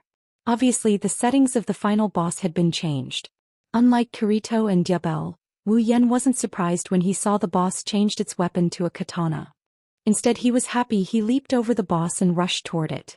Such a long weapon change, isn't that suicidal? Heaven Gazer ferociously cut into the boss's underarm and stuck there. Wu Yan's eyes flashed with a sharp light, and with a twist of his body, Heaven Gazer immediately sent the boss flying. Wu Yan finally got serious. 7 stars. His eyes turned cold and Heaven Gazer flashed a dazzling blue light in front of everyone. Noticing the blue light from Wu Yan's sword, the boss seemed to be frightened and uneasy. He roared and was about to dive down. Unfortunately, it was too late. Like a flash of lightning, his robes fluttered in the wind as he appeared at the boss's landing spot like a specter. He swung Heaven Gazer at the boss with a heavy blow. Clang! As if it was protected by a heavy armor, the boss's body trembled slightly, and his HP started to drop. Wu Yan left a blue light spot on the ground, and the second strike of Heaven Gazer landed on the boss's body. The 2 consecutive heavy blows and the immense power caused the boss to uncontrollably stagger backward. Before it could regain its balance, another bang rang out. The boss retreated again and again as if it had been struck by lightning. At this time, the 4th star-like blue light lit up, and the boss's body was once again lifted high into the air. The magnificent sword slash landed on the boss like a whirlwind. The boss was sent flying and its HP dropped again. But before it could fly 3 meters, Wu Yan had already closed in on it like a shadow and stomped on the boss's chest. Dong! Its huge body immediately flew towards the ground and landed on the ground like a cannonball, stirring up a cloud of dust. The Heaven Gazer's sword had already pierced through the boss's forehead as it stared at the boss with its crimson eyes. The boss's HP bar dropped to the bottom. Pa! A clear cracking sound rang out and the boss's head was split in half. Then its huge body turned into pieces and scattered all over the place. The first floor's boss. Killed. Chapter 623. 7 stars. To be precise, it's not a skill from Sao. It's something Wu Yan came up with on the spur of the moment during his month-long grinding spree. As we all know, Sao's skills are much more powerful than normal attacks. If a monster is attacked with normal attacks, it will take at least 10 hits to kill it. If it's a skill, 1 hit is more than enough to kill it. Wu Yan noticed a long time ago that when a player uses a skill, The skill light on the player's weapon will greatly increase the player's attack power before the skill is released. Then the system will control the player's body and make the skill hit the target. One day in a month, Wu Yan suddenly thought of something. What if he cancelled the skill when the light of the skill flashed and then used it to link his own moves? What would happen then? Thus, 7 stars was born. After cancelling the skill, the player will be able to attack 7 times in a row with the remaining power of the skill light and greatly increased attack power. This skill's attack power is completely above all of Wu Yan's skills. It's unparalleled, and the power of the skill will increase according to the intensity of the skill's cancellation. Therefore, 7 stars is the product of the combination of Infinite Armory and SAO. Of course, without a peerless skill like Infinite Armaments, who would be able to resist the system's judgment and make the skill follow the user's movements when they cast a skill in SAO. Even if it's a fake body, it's still Wu Yan's body. With Infinite Armory, which combines mind, skill and body, nothing can control Wu Yan's body. Of course, Wu Yan can control his body after casting the skill. Of course, the creation of 7 stars is just an interlude. Wu Yan knows that after the original main character Kirito acquired the unique skill Dual Sword Flow, he could unleash a combo of 50 attacks in a row. Compared to 7 stars, that's a lot stronger. However, at that time it was already the later stage of SAO. At least, 7 stars is the most powerful skill among all the skills in SAO's history. Following the death of the boss, the announcement that they had cleared the stage was hung high up in the sky. Everyone saw it. Only now did the 30 to 40 players snap out of their daze and come back to their senses. We cleared the game. We really cleared the game. This is great. Looking at the announcement hanging in the air, the players looked at each other in dismay. Shortly after, their expressions slowly changed. Thunderous cheers resounded throughout the room. They either raised their hands high to express their joy, or put their arms around each other's shoulders and rubbed the bodies of the people around them in ecstasy. The joyous atmosphere spread among the crowd. Smiles had become the only expression on everyone's faces at this moment. We cleared the first floor. Diavel exhaled and looked at Wu Yan, who was bathed in the fragments of the boss. His eyes flashed with a touch of jealousy. Originally, Diavel planned to deal the final blow when the boss was about to die. Because only Diavel and Kirito knew that the player who kills the boss will get extra rare items, so naturally Diavel wanted to deal the final blow. Diavel didn't expect the person in front of him to ruin his plan. He single-handedly killed the boss and actually succeeded. Who would have thought that the boss would be single-handedly killed by someone? Even during the closed beta, no one was able to single-handedly kill the boss. But after thinking about it for a while, Diavel felt relieved. Although it's a pity to lose a rare item, he also saw that the boss didn't use a curved sword at the end, but a katana instead. It's completely different from the one in the closed beta. If he didn't know about this, he wouldn't have rushed to the boss. Thinking of this, the trace of jealousy in Diavel's heart disappeared. Instead, it turned into gratitude. No matter what, the person in front of him gave all the players hope, telling them that this game can be cleared. He believed that after the news of clearing the first floor spread out, the rest of the game will be much easier. That guy, he's really strong. Kirito's eyes lit up as he stared at Wu Yan. His eyes were filled with fighting spirit. Is he really a beta tester? Such a strong beta tester. Why didn't I hear about him during the closed beta? He's not a beta tester at all. Kirito muttered while looking at Wu Yan. If that's the case, then this person is really scary. Asuna, who was next to Kirito, stared at the figure in front of her. Her face was hidden under the cloak. Her eyes were filled with complicated emotions. She recalled what Kirito said last night when she told him that he couldn't single-handedly kill the boss. Asuna clenched her fists tightly. Is it possible? Wu Yan didn't know that because of his performance, there are a lot of people who have mixed feelings. He opened up his system interface and looked at the overcoat he got from killing the boss. He couldn't help but sigh and grumble in a dissatisfied tone. Although the name is good, it's still not as good as the one I'm wearing. Even if I change it for the name, I'll have to change it when I level up the one I'm wearing. It's not that important. Equipment can also be upgraded as long as the relevant life professions or NPCs are willing to do the work. Then even the decorative coat on Wu Yan's body could be upgraded into a godly equipment if they are willing to spend the money. Right now, the profession players are still developing, so upgrading their equipment will have to wait. Now that the first floor is cleared, There should be a lot of players who can upgrade their equipment. When the time comes, Wu Yan will have to change the coat he got from the boss. After all, in terms of appearance, Wu Yan's coat looks better, so he'll need to upgrade his coat when he levels up. In that case, the coat he got from the boss is really not that important to Wu Yan. I wonder if Diabel would still be grateful to Wu Yan if he knew that the rare equipment he coveted for so long is like this to Wu Yan. Shaking his head, Wu Yan scanned his surroundings before his gaze landed on a stone door. That's the path to the second floor. Ignoring the players around him, Wu Yan walked towards the stone door. Seeing this, the other players stopped cheering. Kirito and Diabel looked at Wu Yan again. Asuna panicked. Seeing that Wu Yan was about to enter the portal, Asuna ran towards Wu Yan without hesitation. Wait! A familiar voice came from behind. Hearing the messy footsteps, Wu Yan smiled and turned around. He crossed his arms in front of his chest and looked at Asuna running towards him. He didn't know whether to laugh or cry. Did I get lucky in love? Otherwise, why would Asuna keep coming to me? Is there anything else? Asuna looked up at Wu Yan and stared straight into his wine-colored eyes. Can you tell me your name? This sentence again. Wu Yan smiled and turned around.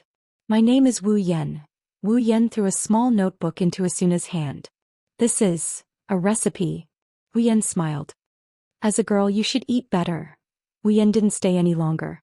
He turned around and walked into the portal, leaving behind only one sentence. If a guild invites you in the future, you should join them. After all, you're not like me. Wait. Before she could finish her sentence, Wu Yan's figure disappeared. Asuna looked at the door in a daze while holding the recipe in her hand. Wu Yan. Chapter 624. After stepping on the portal, Soren's vision blurred for a second, and the scenery around him changed completely. The very distinct smell of grass entered his nostrils, causing him to choke quite a bit. He coughed a few times before feeling better. However, his head is still a bit dizzy. He's not sure if it's because of the teleportation or because of the smell of grass. Lifting his head, he weighed the heaven gazer on his back. He looked around and saw a very spacious plaza. It's much bigger than the central plaza on the first floor of Talbana. The plaza is surrounded by very conspicuous Western-style buildings. Vaguely, one figure after another walked by, making the plaza feel a little less deserted. Wu Yan noticed that there was a fountain behind him. The fountain was round and there was an iron pillar in the middle of the fountain that looked like a magic staff. It's much bigger than a magic staff and it's taller than Wu Yan himself. The smell of grass that stimulated Wu Yan's sense of smell came from this iron pillar. Wu Yan looked at the magic staff. Sao is a world of swords and swords. There's no magic or chi in this world, only swords and swords. Why is a magic staff standing here? Is it waiting for people to criticize it? Maybe it's not a magic staff at all? Shaking his head to get rid of these tangled thoughts, he looked around before opening the system interface and pulling out the map. There's no map of the labyrinth area in SAO. Players can only explore the labyrinth area on their own and record it in the system. This way they won't have to wander around like a headless fly the next time they enter the labyrinth area. Other than the labyrinth area, the maps of towns, wilderness, monster areas, and other places were automatically marked in the player's map. Of course, depending on the practicality and importance of these areas, there were differences in the details of the maps. For places like the wilderness and monster areas, at most, a rough location was recorded so that the players would not get lost. On the other hand, the maps of towns were undoubtedly the most detailed. From the map, Wu Yan easily found the inns in the town. He walked towards the nearest one without saying a word. Now that the first floor has been cleared, by the time the players received the news, it would be about time for them to reach the second floor. Wu Yan didn't want to interact with a large amount of people. After all, only he himself knows how attracting bees and butterflies he is. After confirming the direction, Wu Yan closed the map interface, opened his friends list and sent a message to Sachi. I'm already on the second floor. When you arrive, go to the hotel closest to the teleportation point and find me. He received Sachi's reply after he sent it out. Wu Yan was a bit surprised by the content of the reply. Brother, you finally contacted me. I thought you were busy on the second floor, so I didn't dare to send you a message. You have no idea, but you're famous now. Famous? Wu Yan blinked a few times to make sure he didn't misread the message. He didn't know whether to laugh or cry. Seems like I'm already very famous, a beta tester and a soldier. These two identities seem to have made my reputation very famous. In the past month, people recognized me wherever I went. Now there should be no player who doesn't know me, right? Why did she say that I'm famous? But Sachi's reply was beyond Wu Yan's expectation. I'm not talking about that. Brother, your performance in the first floor's dungeon boss has spread throughout the entire first floor. You killed the dungeon boss's guard in one hit, defended the dungeon boss, and even killed the dungeon boss in a one-on-one duel. There's no player who doesn't know about this. Now, whether it's the players who stayed in the town of beginnings waiting for rescue, the players who are trying to strengthen themselves, or even the life class players, everyone regards you as their idol. It's not hard to see how excited Sachi was when she wrote this email. Wu Yan choked on his words. I don't think so. Oniyan, it seems like you haven't realized the meaning of what you're doing. Sachi said in the email. Originally, most of the players in SAO didn't have much hope in clearing this death game. Many of the strong players just lived their lives day by day. They didn't plan to clear this game at all. But now it's different. Brother, your one-on-one duel with the dungeon boss has made those players who didn't have any hope in clearing this game. Naturally, brother, you became the idol who brought hope to the players. I didn't know it had such an effect. Wu Yan's jaw dropped. He even typed a few wrong words in his replies. Don't those players hate beta testers? They always think that I'm a beta tester. They don't think I'm their idol, right? People hate beta testers because beta testers monopolize all the information and resources, leaving other players behind. That's why they hate beta testers. Sachi explained patiently, but now, those players think that you are a hero who has the potential to clear the game and save them all. The players who went with you to raid the boss have already released the information about the boss. It's been less than half an hour since the information was released. However, none of the players have dared to claim that they can solo the boss. Right now the players are starting to think that you're the strongest player in the game, big brother. A hero who can save everyone. Wu Yan pursed his lips and rolled his eyes. Forget about being a hero. Although my goal is to clear the 100th floor, I'm not that great to save everyone. As for being the strongest player, that's what I've always thought. Sachi didn't reply to him after he sent that sentence. She didn't reply until a long time later. Big brother, you're amazing, Wu Yan chuckled when he saw that sentence. He accepted Sachi's praise and started chatting with her. Wu Yan didn't know if it's because of him or not, but he could see the excitement in Sachi's voice. There's even a hint of joy in her voice which made Wu Yan very happy. He remembered that when they first met, Sachi was still a timid little girl who would be stunned when he touched her head. Now, after a month of getting along with him, although the number of times they met was very few, the number of times they exchanged emails was quite a lot. Wu Yan can clearly feel that Sachi's personality is slowly changing. She's no longer as timid as before. She's no longer afraid of her life in SAO, she's gradually becoming more cheerful. Part of it is because she recognized him as her big brother and found a sense of security, but more importantly, it's because of Xian. Aside from Sachi, there were no other girls in the moonlit Black Cats. As the only female in the group, no matter how good Sachi's relationship with Suda and the others was, she would still have some misgivings, so she hid her worries in her heart. However, with Xian's addition, Sachi found someone she could confide in.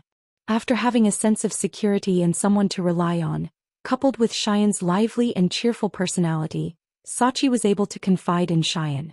Under such circumstances, Sachi's heart naturally wasn't as dark as it was when they first met. Suda once said that although Sachi is a little timid in the real world, she's still quite gentle. If it wasn't for the pressure of the death game, Sachi wouldn't be like that. Now Sachi is gradually returning to her original personality. He should really thank the girl who told Wu Yan to let her follow him. As for Wu Yan, he's more of a mental support. Chapter 625. Aincrad, second floor. Silhouettes kept appearing and disappearing at the side of a fountain, and they continued to spread out in groups. Every person who appeared here had a face full of curiosity and scrutinizing. They looked around as if they had just come out of a prison. They were full of hope for the future, but at the same time, they felt unnatural in this unfamiliar environment. Basically, the people who appeared here were fully armed. They wore heavy armor and held weapons in their hands. They looked like warriors who were out on an adventure. However, there were a lot of them. Not long after, the town, which originally only had NPCs, had a lot of NPC life. It's only natural. Anyone who wants to survive on their own and doesn't want to rot in the first floor will choose to come to the second floor. That includes lifestyle players. Aincrad has 100 floors. Every floor has countless monsters and opportunities. The higher the floor, the higher the level of the monsters, the greater the opportunities. Even quest rewards, items, and materials would increase with each floor. Most of the items with miraculous effects could only be found in the higher floors of Aincrad. That's why it's necessary to get to the higher floors if you want to strengthen yourself. The same goes for lifestyle players as well. However, among these people, there were also some who only came here to take a look and follow the footsteps of others. They were not left behind because of their level. These people had some ties or foundations in the first level. In the end, the players who stayed on the second level should be around 60% to 70%. Half a day had passed since the first floor's boss was killed and the first floor was cleared. Many powerful teams and guilds had already arrived on the second floor. They were thinking of ways to gather information on the second floor, such as the locations of quest NPCs, the levels and characteristics of wild monsters, the location and strength of bosses, and so on. As long as they gathered enough information, they would be able to face the wild monsters of the second floor head-on. As a result, the town on the second floor was filled with people. Every player was looking for shops on the streets, collecting new items, upgrading their equipment and weapons, or conversing with NPCs in an attempt to obtain information or quests. The entire town was bustling with noise and excitement. While the players are preparing for their future exploration, Wu Yan is leisurely drinking in a tavern. Sigh. Wu Yan finished his drink and looked at the empty bottle. He couldn't help but sigh. It's a lot better than the first floor, but at least the first floor is free. This place costs 20 CR per bottle. Those who aren't rich don't dare to waste their money here. This is the opinion of someone who's worth at least 1 million. Wu Yan tapped on the table and a menu appeared in front of him. After ordering another bottle, Wu Yan closed the menu. Although the second floor tavern's menu is much better than the first floor's, the dishes are definitely not as good as his own. Wu Yan would rather drink than eat with his own stomach. Time slowly passed as Wu Yan continued to pour and drink. Wu Yan wasn't impatient at all and continued to pour until a 6-man party appeared at the entrance of the tavern. The moonlit black cats entered the tavern and quickly noticed Wu Yan in plain clothes. Shireen immediately shouted and ran towards Wu Yan. "We're coming." Wu Yan appeared in front of Xian in an instant and he covered her mouth to stop her from saying anything else. "I changed into plain clothes so that no one would know who I am. Now that you're shouting, I can't rest in peace." Wu Yan covered Xian's mouth in a death grip, causing her to choke and she almost fainted. After clearing the first floor's boss, Wu Yan's cool black coat and Heaven Gazer sword have become a symbol of his identity. Even his name has been exposed. If Shireen calls out Wu Yan's name, then Wu Yan will probably be drowned by the players in the tavern. The moonlit black cats originally wanted to greet Wu Yan, but when they heard Shireen's name, they immediately swallowed their words. Keita and the other 3 couldn't catch their breath and patted their chest.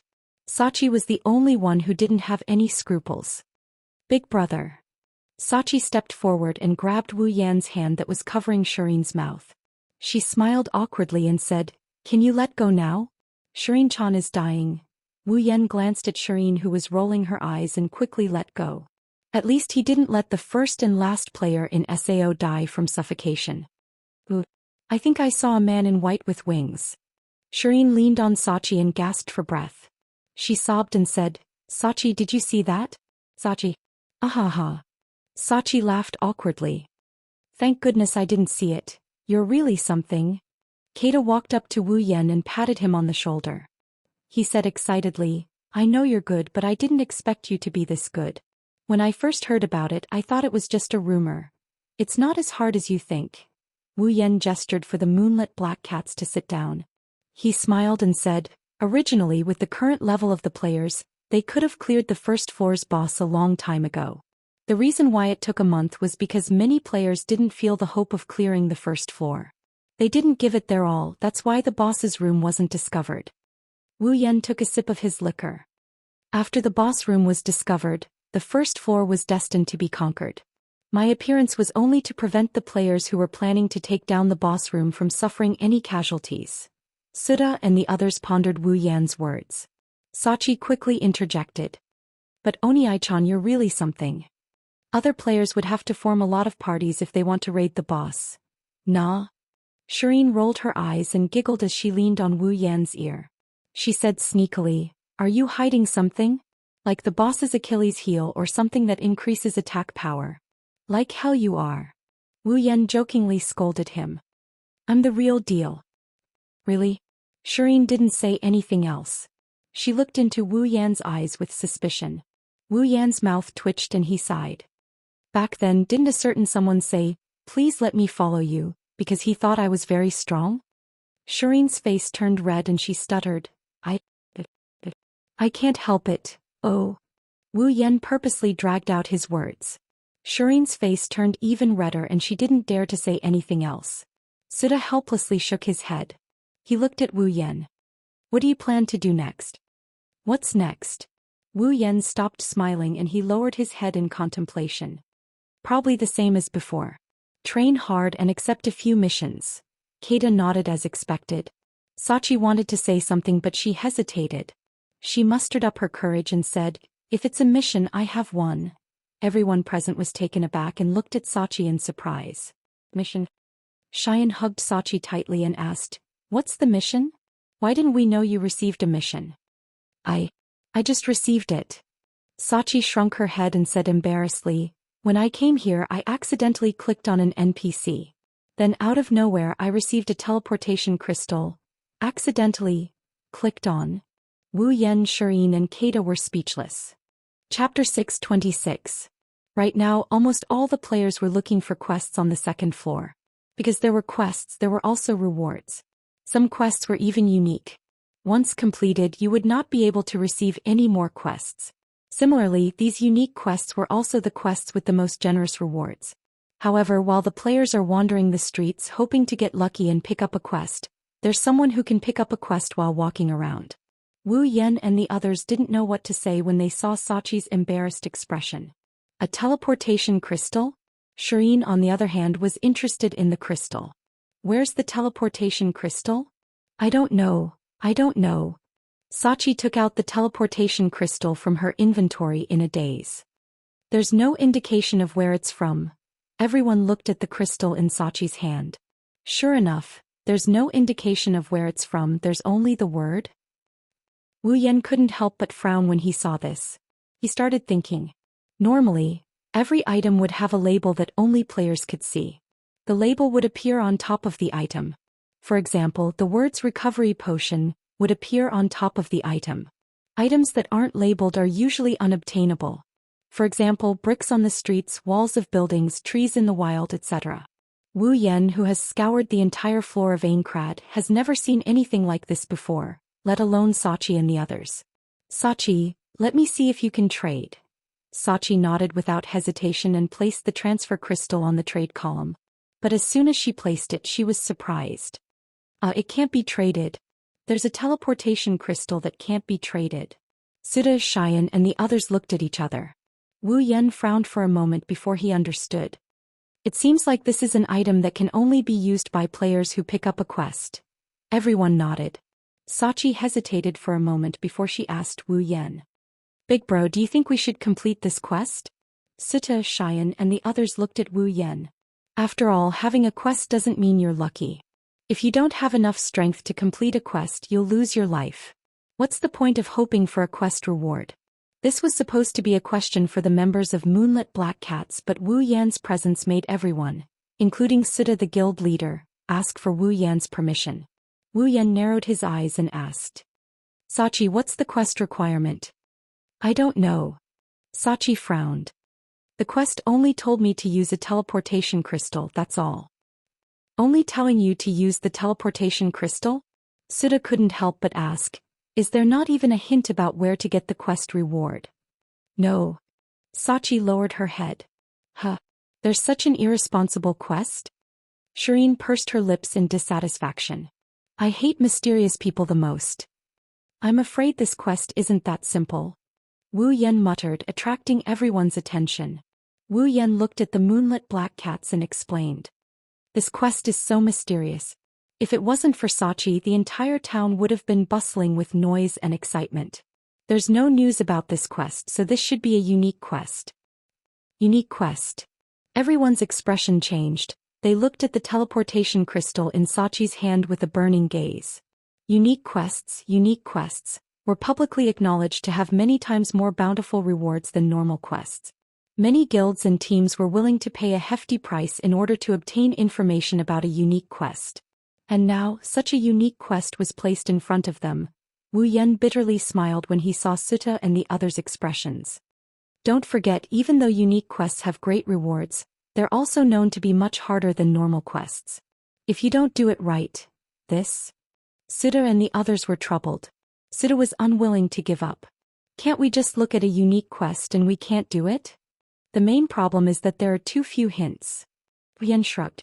The less hints a quest has, the harder it is. Then what should we do?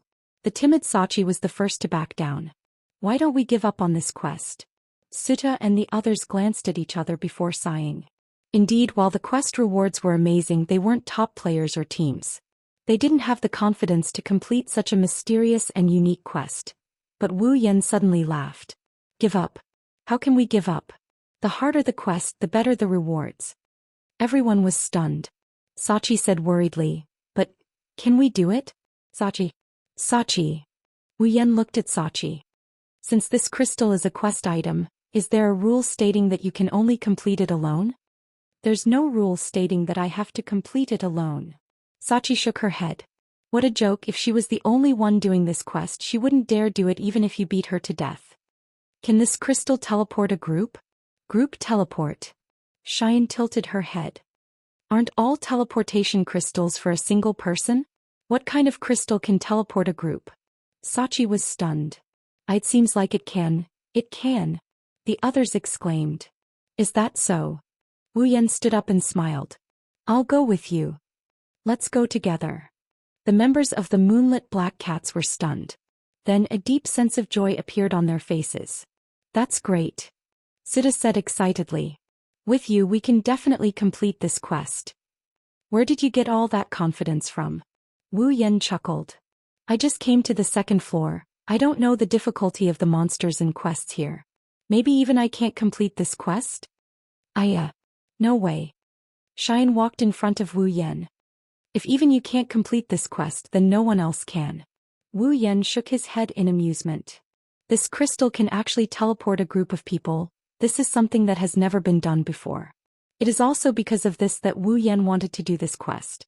Otherwise he wouldn't have let Wu Yan do it alone. Wu Yan looked at Sachi and saw her worried expression. He reached out and patted her head. Trust me. Wu Yan smiled. I won't let anything happen to you. Yes, Wu Yan isn't Kirito. He won't hide his strength, he'll risk his life for the people around him. In the original work, Kirito hid his strength and caused the deaths of the Moonlit Black Cats. Wu Yan will not allow that to happen. Even if he has to use his own strength to force the quest to fail. Sachi looked up and saw Wu Yan's smiling face. The worry in her heart dissipated and a smile appeared on her face. Wu Yan patted Sachi's head and looked at the others. Let's teleport, Sachi, okay? Sachi raised the teleportation crystal in her hand. Everyone was ready to go. She clicked on it and chose 7 people as her targets. The teleportation crystal enveloped Wu Yan and the rest of the Moonlit Black Cats before they disappeared from the spot. When the light from the crystal enveloped everyone subconsciously closed their eyes. When they opened their eyes, the scene before them left them slightly stunned. At the same time, an extremely rancid smell came from all directions, causing everyone to suffocate in an instant. Their faces instantly paled. Chapter 627. Blurg. The putrid smell made the 7 of them retch. Sachi and Xian almost fainted from the strong pungent smell. Everyone including Wu Yan turned pale. F***ck. Wu Yan cursed. He quickly opened the system interface and blocked his sense of smell. Sachi and the others did the same. Only after everyone blocked their sense of smell did the sound of retching stop. Where is this? Xian's face was still pale. What a terrible place. The light here was a little too dim and their vision was pitifully thin. It was almost to the point where they couldn't see the road clearly. This was also the reason why everyone was stunned when they were teleported here, because they thought they didn't open their eyes. Wu Yan patted his chest. He had already changed his equipment. He stared at the front for a while and gave up on the idea of using his eyes. He opened the map. Huh.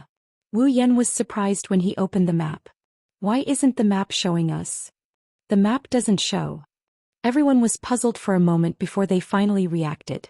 One by one they hurriedly opened the map, only to find that it was all dark. How?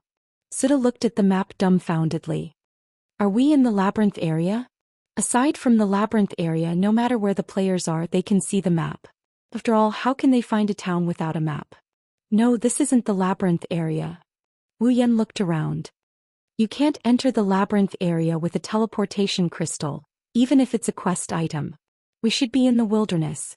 The labyrinth area is called a labyrinth area because players have to explore it themselves. If there's a teleportation crystal in the labyrinth area, they wouldn't have to go through so much trouble.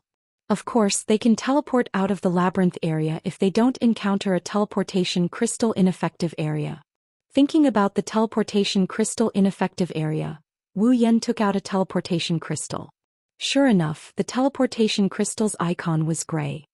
Crystal ineffective zone. The members of the Moonlit Black Cats, who had recovered quite a bit, paled again. Oni-chan. Sachi moved closer to Wu Yan in fear.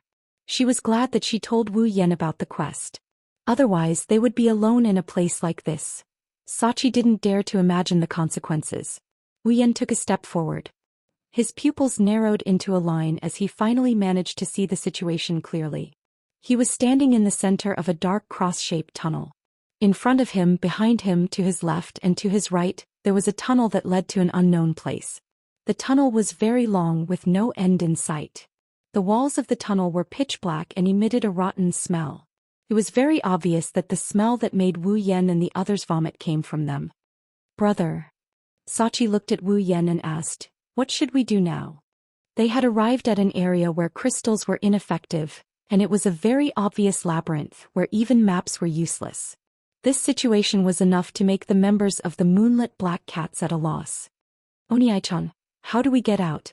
There doesn't seem to be an exit here. Xian looked around, blinked her eyes and said resentfully. How do we get out? Shireen's words gave everyone a huge shock.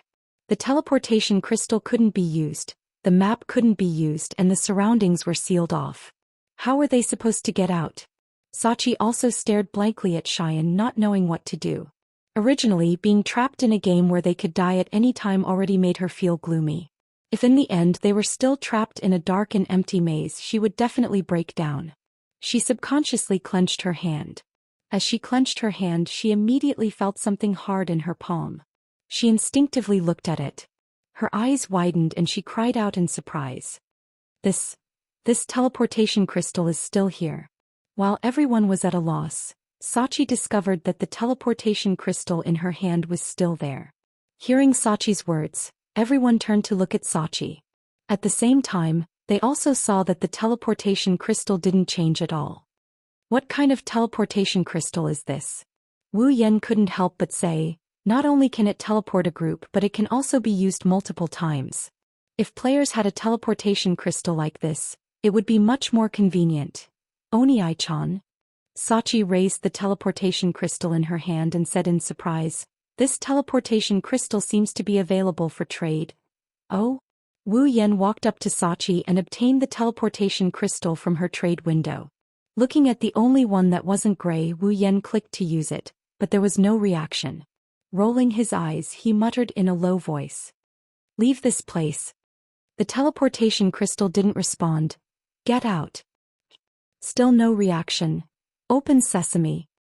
Pineapple asterisk asterisk asterisk asterisk. Mommy boom. Little bunny, be good and open the door. Hurry up and open it. If you don't open it, I'll smash it. Wu Yan was speechless. Looking at Wu Yan competing with a crystal, the members of Moonlit Black Cats felt like their brains were about to crash. Was this guy really a super strong player that could solo a level boss? We won't be trapped here forever, right? Xian laughed awkwardly and said something that made everyone's heart go cold. No, we won't. Wu Yan put down the teleportation crystal, looked at the 4 dark passages around him and said, "So doesn't have a death setting, and it won't open a map that can't be left for no reason. Isn't there a path here?" Scope. The 6 members of the Moonlit Black Cats looked at each other and nodded. Wu Yan looked at the 4 identical passages. He hesitated for a moment and walked toward the passage ahead. The Moonlit Black Cats quickly followed him. "Everyone be careful. We don't know if there are monsters," Wu Yan reminded them. They nodded. The current situation is beyond their ability to deal with. They can only rely on Wu Yan. Walking at the front of the passage, the group of 7 didn't speak. The atmosphere was very heavy and silent. Sachi and Xian's hands were tightly clasped together, like 2 young girls who had entered a haunted house. Their faces were filled with anxiety, constantly worrying that a monster would jump out of nowhere. The passage didn't lead to the end. After walking for a while, they arrived at a fork in the road.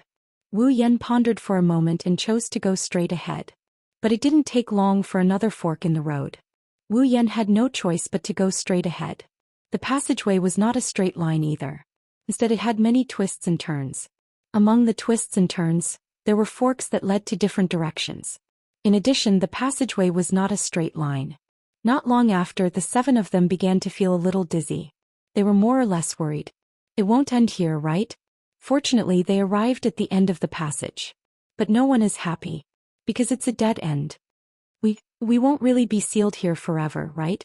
Xian was already starting to get scared. Sachi hugged her body. "Xian, don't say any more." Sachi was scared too. I don't think so." Sita and the others swallowed their saliva. Wu Yan didn't say anything. He tapped his feet and he quickly turned around. He led everyone to wander around the passageway. God knows how many times they wandered around. In the end, he stopped at a fork in the road. He looked at the 3 passageways in front of him and he didn't say anything for a long time. He couldn't remember which intersection he had come from. There are no monsters, no traps, only a maze. Wu Yan looked at the top of the passage. This is troublesome. Chapter 628. In this chaotic maze world, the group of 7 had completely lost their sense of direction. The passageway sometimes forked in 2, sometimes in 3, with countless forks in the middle. When they finally lost their sense of direction, everyone was completely immersed in this enormous maze map. Not to mention finding the exit, they couldn't even find the original path anymore. And once they found the end of the path, there was only one result: death. Leading the Moonlit Black Cats through the chaotic maze, Wu Yan's pace was already much faster than before. His face was calm, his eyebrows tightly knitted together as he looked ahead, trying to calm down, trying to find the path he'd taken in his memory. Logically speaking, he wouldn't be able to forget the path he'd taken. With his perfect memory ability, Wu Yan was very sure that he'd remember all the paths he'd taken, but every time he came to a fork, Wu Yan couldn't recognize where he'd come from and where he'd go. It wasn't that his perfect memory ability had failed, but that he'd completely lost his sense of direction, making him unable to recognize the path he'd taken. The labyrinth is very complicated.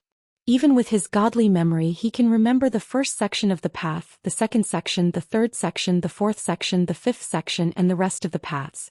However, the problem of direction has nothing to do with memory. Once he gets lost, he won't be able to find his starting point no matter how hard he tries. Even if he does find his starting point, the end of the path he chose is always a dead end. Obviously, the maze didn't test one's memory. When a maze reached a certain level of complexity, even heaven-defying memory would be useless because you'd already lost your sense of direction. To put it bluntly, a maze was sometimes even more terrifying than a boss. Because a boss could only destroy a person's body, a maze could destroy a person's mind.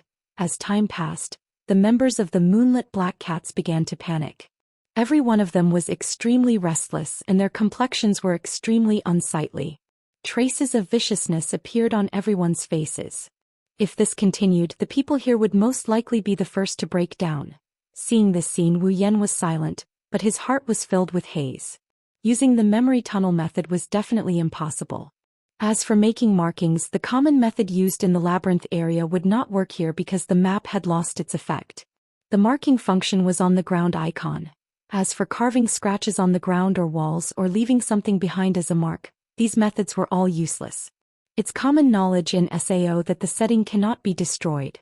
Even if you lose something to mark it, it will disappear automatically after a minute. Not only is it a waste but it's also useless. Wu Yan could only rack his brains to come up with a solution as he continued to walk in the dark tunnel. Then an hour passed. Glancing at the members of the Moonlit Black Cats, Wu Yan clenched his teeth. However, he did not want to give up or become anxious. Instead, he became calmer and calmer. The more dangerous the situation was, the more he couldn't lose his cool. Just like the last time when he faced the Beast King, wasn't it also because he was calm that he was able to think of a solution? Rubbing his forehead, Wu Yan stared at the surrounding as if he wanted to see through all the walls. He couldn't help but feel a little tired. I can't leave this place and I can't find a way out either. How can this place be so scary? This is only the second floor of Aincrad and it's already so scary. How did the players reach the 75th floor in the original work? How did they even get to the 75th floor? Am I really going to be trapped in this labyrinth until I die? Unwilling to give up, Wu Yan tried his best to remain calm. He subconsciously clenched his fist. Suddenly, Wu Yan's hand that was holding onto the wall caved in after a crack sound. Wu Yan was stunned. He quickly retracted his hand and turned to look at the source of the sound. He saw 5 fingerprints on the wall where he pressed his hand. Thinking back to the kacha sound when he shook the hand, the 5 fingerprints were obviously made by him. An impenetrable map actually left a mark on it because of his touch. Wu Yan's mind shook as an idea flashed through his mind. Did I make a mistake? Is this map really something that can be destroyed? Thinking of this, Wu Yan started to feel that something was wrong. No matter which path he chose, the end would lead him to a dead end. Could it be that this isn't a labyrinth at all but a map with no way out? Narrowing his eyes, Wu Yan instantly pulled out the heaven gazer from his back and raised it above his head. Under the shocked gazes of the moonlit black cats, he forcefully swung it at the wall in front of him. Clang, a deafening sound resounded through the entire space, echoing in the deathly silent tunnel. The sudden loud sound pierced the eardrums of the members of the moonlit black cats, causing them to subconsciously cry out in shock. A huge force crawled up Wu Yan's arm from the heaven gazer. He couldn't help but take a step back from the shock. He used all his strength to strike the wall, but the wall didn't even have a scratch on it. This was completely different from before when he easily pressed his hand down. However, Wu Yan wasn't shocked. Instead, he was ecstatic. The moonlit black cats also recovered from their shock. On the wall, a HP bar appeared. HP bar. Xian pointed at the wall, her face flushed red. It really is a HP bar. Sachi was stunned for a moment before rejoicing. This wall, can it be destroyed? Keida's hand trembled. God knows how he managed to survive this 1 hour in the labyrinth. He only knew that he couldn't stay here any longer. Not only him but everyone else as well. Everyone. Attack with all your strength. It wasn't Wu Yan, it wasn't Sida, it wasn't Sachi, it wasn't Xian, it wasn't Wu Yan, it wasn't Sida, it wasn't even Xian. No one hesitated.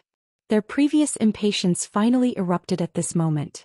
Together with Sachi and Xian, everyone raised their weapons and hacked at the wall with all their might. Bang bang bang bang bang. The moment everyone's attacks hit the wall, the 7 weapons danced like shadows. In just an instant, a series of muffled sounds could be heard. On the wall where everyone's attacks were concentrated, the HP bar on the wall dropped rapidly. Everyone's face lit up. Wu Yan grabbed the heaven gazer and shouted at everyone. Use your skills. The 6 members of the moonlit black cats used their skills at the same time. Their weapons flashed with multicolored light, and they mercilessly attacked the wall without stopping. It was easy to imagine how much they wanted to leave this place. Looking at the HP bar on the wall, Wu Yan's eyes flashed. The hand holding the heaven gazer shook and a star-like light flashed. 7 stars. Boom! A roar louder than any of the previous sounds came out. The HP bar on the wall instantly dropped from yellow to red, then all the way to the bottom. Under the joyful gazes of the 7 of them, the wall in front of them collapsed under the attack of everyone's skills.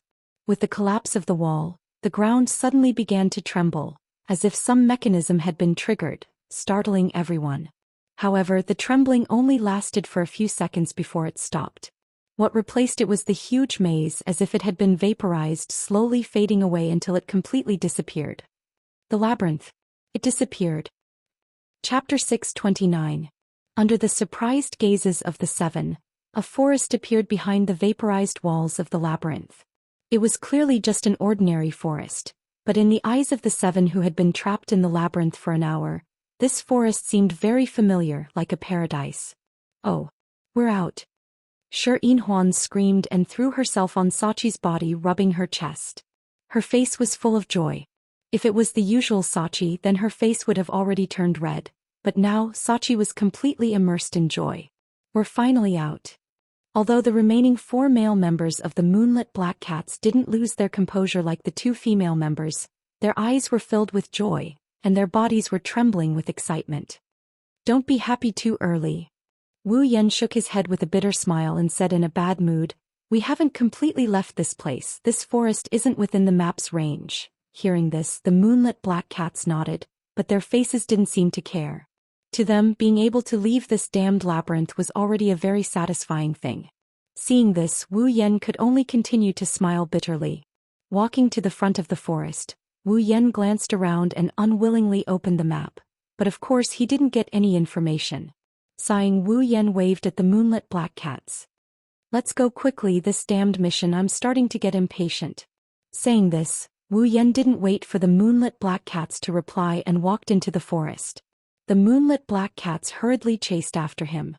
After entering the forest, the surrounding light was obviously a lot dimmer, and it was eerily quiet, so quiet that it was scary. Not a single sound could be heard, not even the sound of insects or birds. It was so quiet that it made one's heart beat faster. Xian and Sachi nervously took a few steps closer to Wu Yan, and tried to lower their footsteps as much as possible, as if they were afraid of waking something up. This was the first time they had experienced such a gloomy scene. Although it was a scene in the game world, the 2 girls felt that it was no different from being in the real world. Their hearts palpitated a little. After walking for an unknown amount of time, a sudden commotion came from the bushes in front of them. The rustling sound made the group of 7 stop immediately. At this time, 6 or 7 brown shadows suddenly jumped out from the bushes and rushed towards them. "Careful!" Wu Yan shouted. Before he could finish his words, his body flashed past the eyes of the 6 people like a bolt of lightning. Out of the 7 figures that had just rushed out, 4 of them were hit by the sudden thrust, and their HP was instantly emptied. Before the figures turned into fragments and disappeared, everyone saw the true appearance of the figure. It was a monster that looked like a civet cat with a long tail and no feet, but a pair of sharp claws. Never seen this type of monster before, Wu Yan stopped in his tracks. When he heard the sound of something flying behind him, he reacted and quickly turned around. With a spin of his body, Heaven Gazer turned into a windmill and he swung it with all his might towards the remaining 3 Tanuki monsters that just landed on the ground. Bang! The Heavenly Gazer swept its target, causing 3 bright red HP bars to appear. The 3 civet cats let out a strange whine, but what welcomed them was the great sword of the Heavenly Gazer in front of them. Bang! There were clearly 3 attacks, but only 1 sound was heard. In the blink of an eye, the 7 legless civet cats that darted out from the bushes were all smashed into pieces. Only a box that showed the experience, money, items and other information of the killer flashed in the air. Originally, the members of the Moonlit Black Cats had already raised their weapons, and when they were about to attack, they found out that the enemies had been completely wiped out. They stood there as if petrified, their eyes wide open and their mouths wide open as if they had seen a ghost. Xian put down her weapon and pursed her lips. "I seriously suspect that he either has a weak point finding skill, or his attack power is insane." In less than 2 to 3 seconds before anyone could react, the 7 monsters that were obviously not ordinary were all annihilated just like that. "Big Brother is so strong." Sachi, who was shocked by the civet cat's appearance, subconsciously clasped her hands in front of her chest and whispered softly. Wu Yan continued to walk forward as if nothing had happened, and only then did the members of the Moonlit Black Cats react. "This is too." Suda gulped. He wanted to say something, but in the end he couldn't even finish a sentence.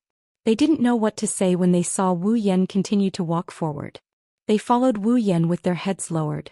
They tried their best to look at Wu Yan's body as if they were trying to find a flower to bloom from his body. Oblivious to the shock he brought to the Moonlit Black Cats by insta-killing the monsters, Wu Yan walked at the front without a care in the world. To him, these monsters may be of decent levels, but he's already way stronger than the average player. If they're just small monsters, insta-killing them isn't a big deal. Back then, even the personal guards of the boss had their HP wiped out in one hit. What could these wild monsters do to him? As the group walked deeper into the forest, the atmosphere became more oppressive. The dim light and the dark clouds in the sky made everyone's heart heavy, and their breathing became more rapid. How long are we going to walk? She didn't know how many times she had complained. Her face was filled with dissatisfaction. The gloomy atmosphere around her made her body feel extremely unnatural. Although it wasn't as strange as the previous maze, it still gave people a lot of pressure. Well, we'll know when we continue. Anyway, we've been walking in that damn maze for more than an hour. It won't hurt to walk a little longer. As soon as he finished speaking, Wu Yan's footsteps suddenly stopped. The members of the Moonlit Black Cats also stopped. They looked at him suspiciously, then looked forward. When they saw what was in front of them, other than Wu Yan, everyone felt a chill down their spine and subconsciously raised their weapons. In front of them, 5 pairs of dark red eyes were slowly blinking in the dark forest. They were like wild wolves or brown bears that came out to hunt for food at night. The ominous glint in those eyes made the 6 members of the Moonlit Black Cats feel their hair stand on end. It must be said that this scene was quite terrifying for those who were timid. Sachi and Xian didn't dare to look in front of them anymore. They held their weapons tightly in their hands. Wu Yan squinted his eyes. His vision in Ezo isn't as good as it is in his real body. His vision was challenged by the darkness of the night. It took him a while to get a clear look at the owner of the 5 pairs of red eyes. It's still a civet cat, but this one is twice as big as the previous 7. It has no feet and relies on its tail to support itself on the ground. It wriggled its tail like a snake and moved slowly on the ground. Its pair of claws are much longer than a cat's. There's a metallic luster on its claws, accompanied by a cold glint. At this time, the members of the Moonlit Black Cats clearly saw the monsters hidden in the darkness. Looking at the 5 civet cats that were even larger than tigers, the 6 of them raised their weapons in unison. However, they didn't foolishly rush forward, but instead hesitated. What a high level! One of the members of the Moonlit Black Cats was speechless. Are the monsters on the 2nd floor all at this level? Wu Yan tilted his head and looked at the tanuki in confusion. He hasn't been out in the wild of the 2nd floor, but he heard that the levels of the monsters here aren't that high. These tanuki's levels are almost at the same level as the monsters in the labyrinth area. Wait here. Wu Yan tightened his grip on Heaven Gazer. I'll test these monsters. After that, Wu Yan rushed toward the 5 monsters in front of him. Chapter 630. At the same time Wu Yan pounced on the civet cat, the 5 civet cats hiding in the dark also pounced on him at the same time. Their sharp claws mercilessly slashed at his body. In a short moment, the distance between the two was infinitely close. When the civet cats were about to hit their claws, Wu Yan jumped and the 5 civet cats immediately slammed into his previous position, right under Wu Yan's body. Crushing blow. The Heaven Gazer in his hand flashed with the light of a skill. The black greatsword carried the blue light of the skill and fiercely chopped down at the 5 legless civet cats. Bang! The greatsword hit the bodies of the 5 legless tanuki at the same time, blasting their suspended bodies to the ground. Taking advantage of this opening, Wu Yan charged forward in a straight line before landing on the ground and circling behind the tanuki. His timing is perfect. Seeing this, a member of the Moonlit Black Cats wanted to rush up and beat up Wu Yan, but Keita raised his hand to stop him and shook his head. Forget it, it's better if we don't attack. If we accidentally draw aggro, we'll only cause trouble for him. After saying that, Keita looked at Wu Yan and said, as expected of someone who can solo a level boss. After seeing it with my own eyes, I understand that we still need to work hard to reach the level of top players. Hearing Keita's words, all the members of the Moonlit Black Cats, including Sachi and Xian, nodded with a serious expression. Having such a strong person by their side is a pressure, but at the same time it's also a whip. At this moment they all had the same thought. They must train themselves well. Even if they can't fight side by side with Wu Yan, they must at least be able to not drag him down. Under Wu Yan's influence, the Moonlit Black Cats embarked on a completely different path from the original game. In front of them, Wu Yan's figure shuttled left and right under the attacks of the civet cats, dodging all of their attacks. Then he used Crushing Blow twice on the same civet cat. One has to admit that the civet cat's HP is very high. Even after being hit by Wu Yan's Crushing Blow once, it still took Wu Yan 2 more times to clear its HP bar. The civet cat shattered into pieces and disappeared into the void, but Wu Yan didn't stop there. He quickly turned around and shot out. With a sudden thrust, he pierced through 2 civet cats that were pouncing at him. The 2 civet cats fell down from the impact of the sudden thrust. Just as they were about to struggle to get up, a huge force suddenly came from their bodies. The 2 civet cats' HP bars were instantly emptied and they disappeared from their original position. Only the pitch-black blade of the Heaven Gazer remained in their original position. 5 civet cats, only 3 were left. And at this time, it had only been 10 seconds since Wu Yan rushed up. The difference in level wasn't that great, but the difference in numbers was 5 times. This battle that should have been in the favor of the civet cats was actually in the favor of Wu Yan. What was even more ridiculous was that after killing 2 civet cats, Wu Yan was still completely unscathed. His HP bar was still full, not even the corner of his clothes was touched. Wu Yan, who was able to face 5 civet cats with ease, was now even more relaxed when facing the remaining 3. He moved his feet as if he was taking a stroll, using the simplest movements to dodge the attacks of the 3 civet cats. From time to time he would swing his sword twice. As long as he grasped the opportunity, the light of a skill would shine from the Heaven Gazer. The members of the Moonlit Black Cats felt as if they were watching an illusory movie. Moreover, it was the kind of movie that could destroy people's worldview, making them speechless. So much so that the members of the Moonlit Black Cats didn't notice that behind them, a pair of dark red eyes appeared from the bushes. Immediately, the eyes launched an attack and pounced towards the Moonlit Black Cats. Wu Yan, who had finished off the 5 civet cats, happened to see a black shadow pouncing towards the Moonlit Black Cats from the bushes. His pupils violently contracted. With the HP in defense of the members of the Moonlit Black Cats, the civet cat only needed to attack 2 or 3 times to kill any one of them. Without much time to think, Wu Yan quickly rushed forward, the Heaven Gazer flashing with a blue light as he activated the thrust skill. Under the effect of thrust, his speed increased by 2 to 3 times. His body turned into a black line, and with an unparalleled momentum he rushed towards the Moonlit Black Cats. Before the members of the Moonlit Black Cats could react, a black shadow pounced from behind them, leaping over their heads. But before it could reach them, another black shadow dashed from the front, followed by a muffled sound. The civet cat's body was immediately sent flying backwards, crashing into a tree trunk. Its HP plummeted and not long after it was emptied. The members of the Moonlit Black Cats just happened to see this scene, and only then did they realize what had happened. With a shwa sound, cold sweat poured down. "I say," Wu Yan unhappily said to the group, "although I didn't ask you to attack, you can't let your guard down." The members of the Moonlit Black Cats scratched their heads in embarrassment. Wu Yan is both annoyed and amused at the same time. But what can he do about it? These people were just normal students a month ago, it's normal for them to make some mistakes. Phew, these monsters are so high-leveled. Suda let out a long sigh of relief and then said with relief, "Fortunately you came with us this time, or else we wouldn't even know if we could survive, let alone complete the mission." The remaining 5 members of the Moonlit Black Cats nodded, and a look of relief appeared on their faces. Wu Yan rolled his eyes and ignored them, turning around and continuing forward, as if he didn't care about the life or death of the members of the Moonlit Black Cats. But if one looked closely, they would notice that Wu Yan was especially vigilant. Even if he encountered monsters, he would still pay attention to the Moonlit Black Cats. However, after seeing the Moonlit Black Cats gang up on a tanuki and beat it to death, Wu Yan gradually relaxed. Every time he encountered a monster, he would intentionally or unintentionally let go one of them, allowing it to charge into the encirclement of the Moonlit Black Cats. That's a way of taking care of the tanuki. Just like that, the group of 7 walked for a period of time.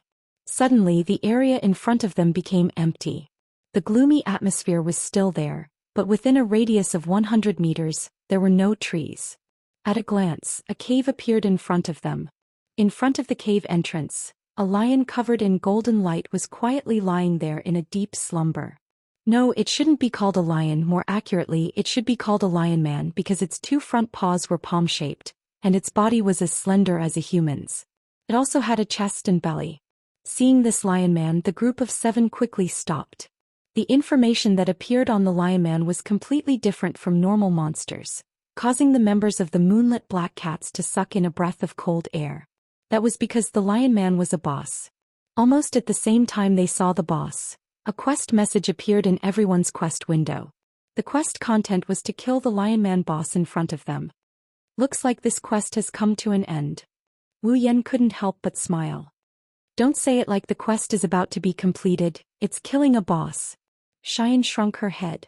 Even if she had a preliminary understanding of Wu Yan's strength, she still couldn't help but feel a little unconfident. Wu Yan didn't pay attention to Xian. He grabbed Heaven Gazer and strode forward. You guys wait for me here, don't come near, at least maintain a distance of 10 meters.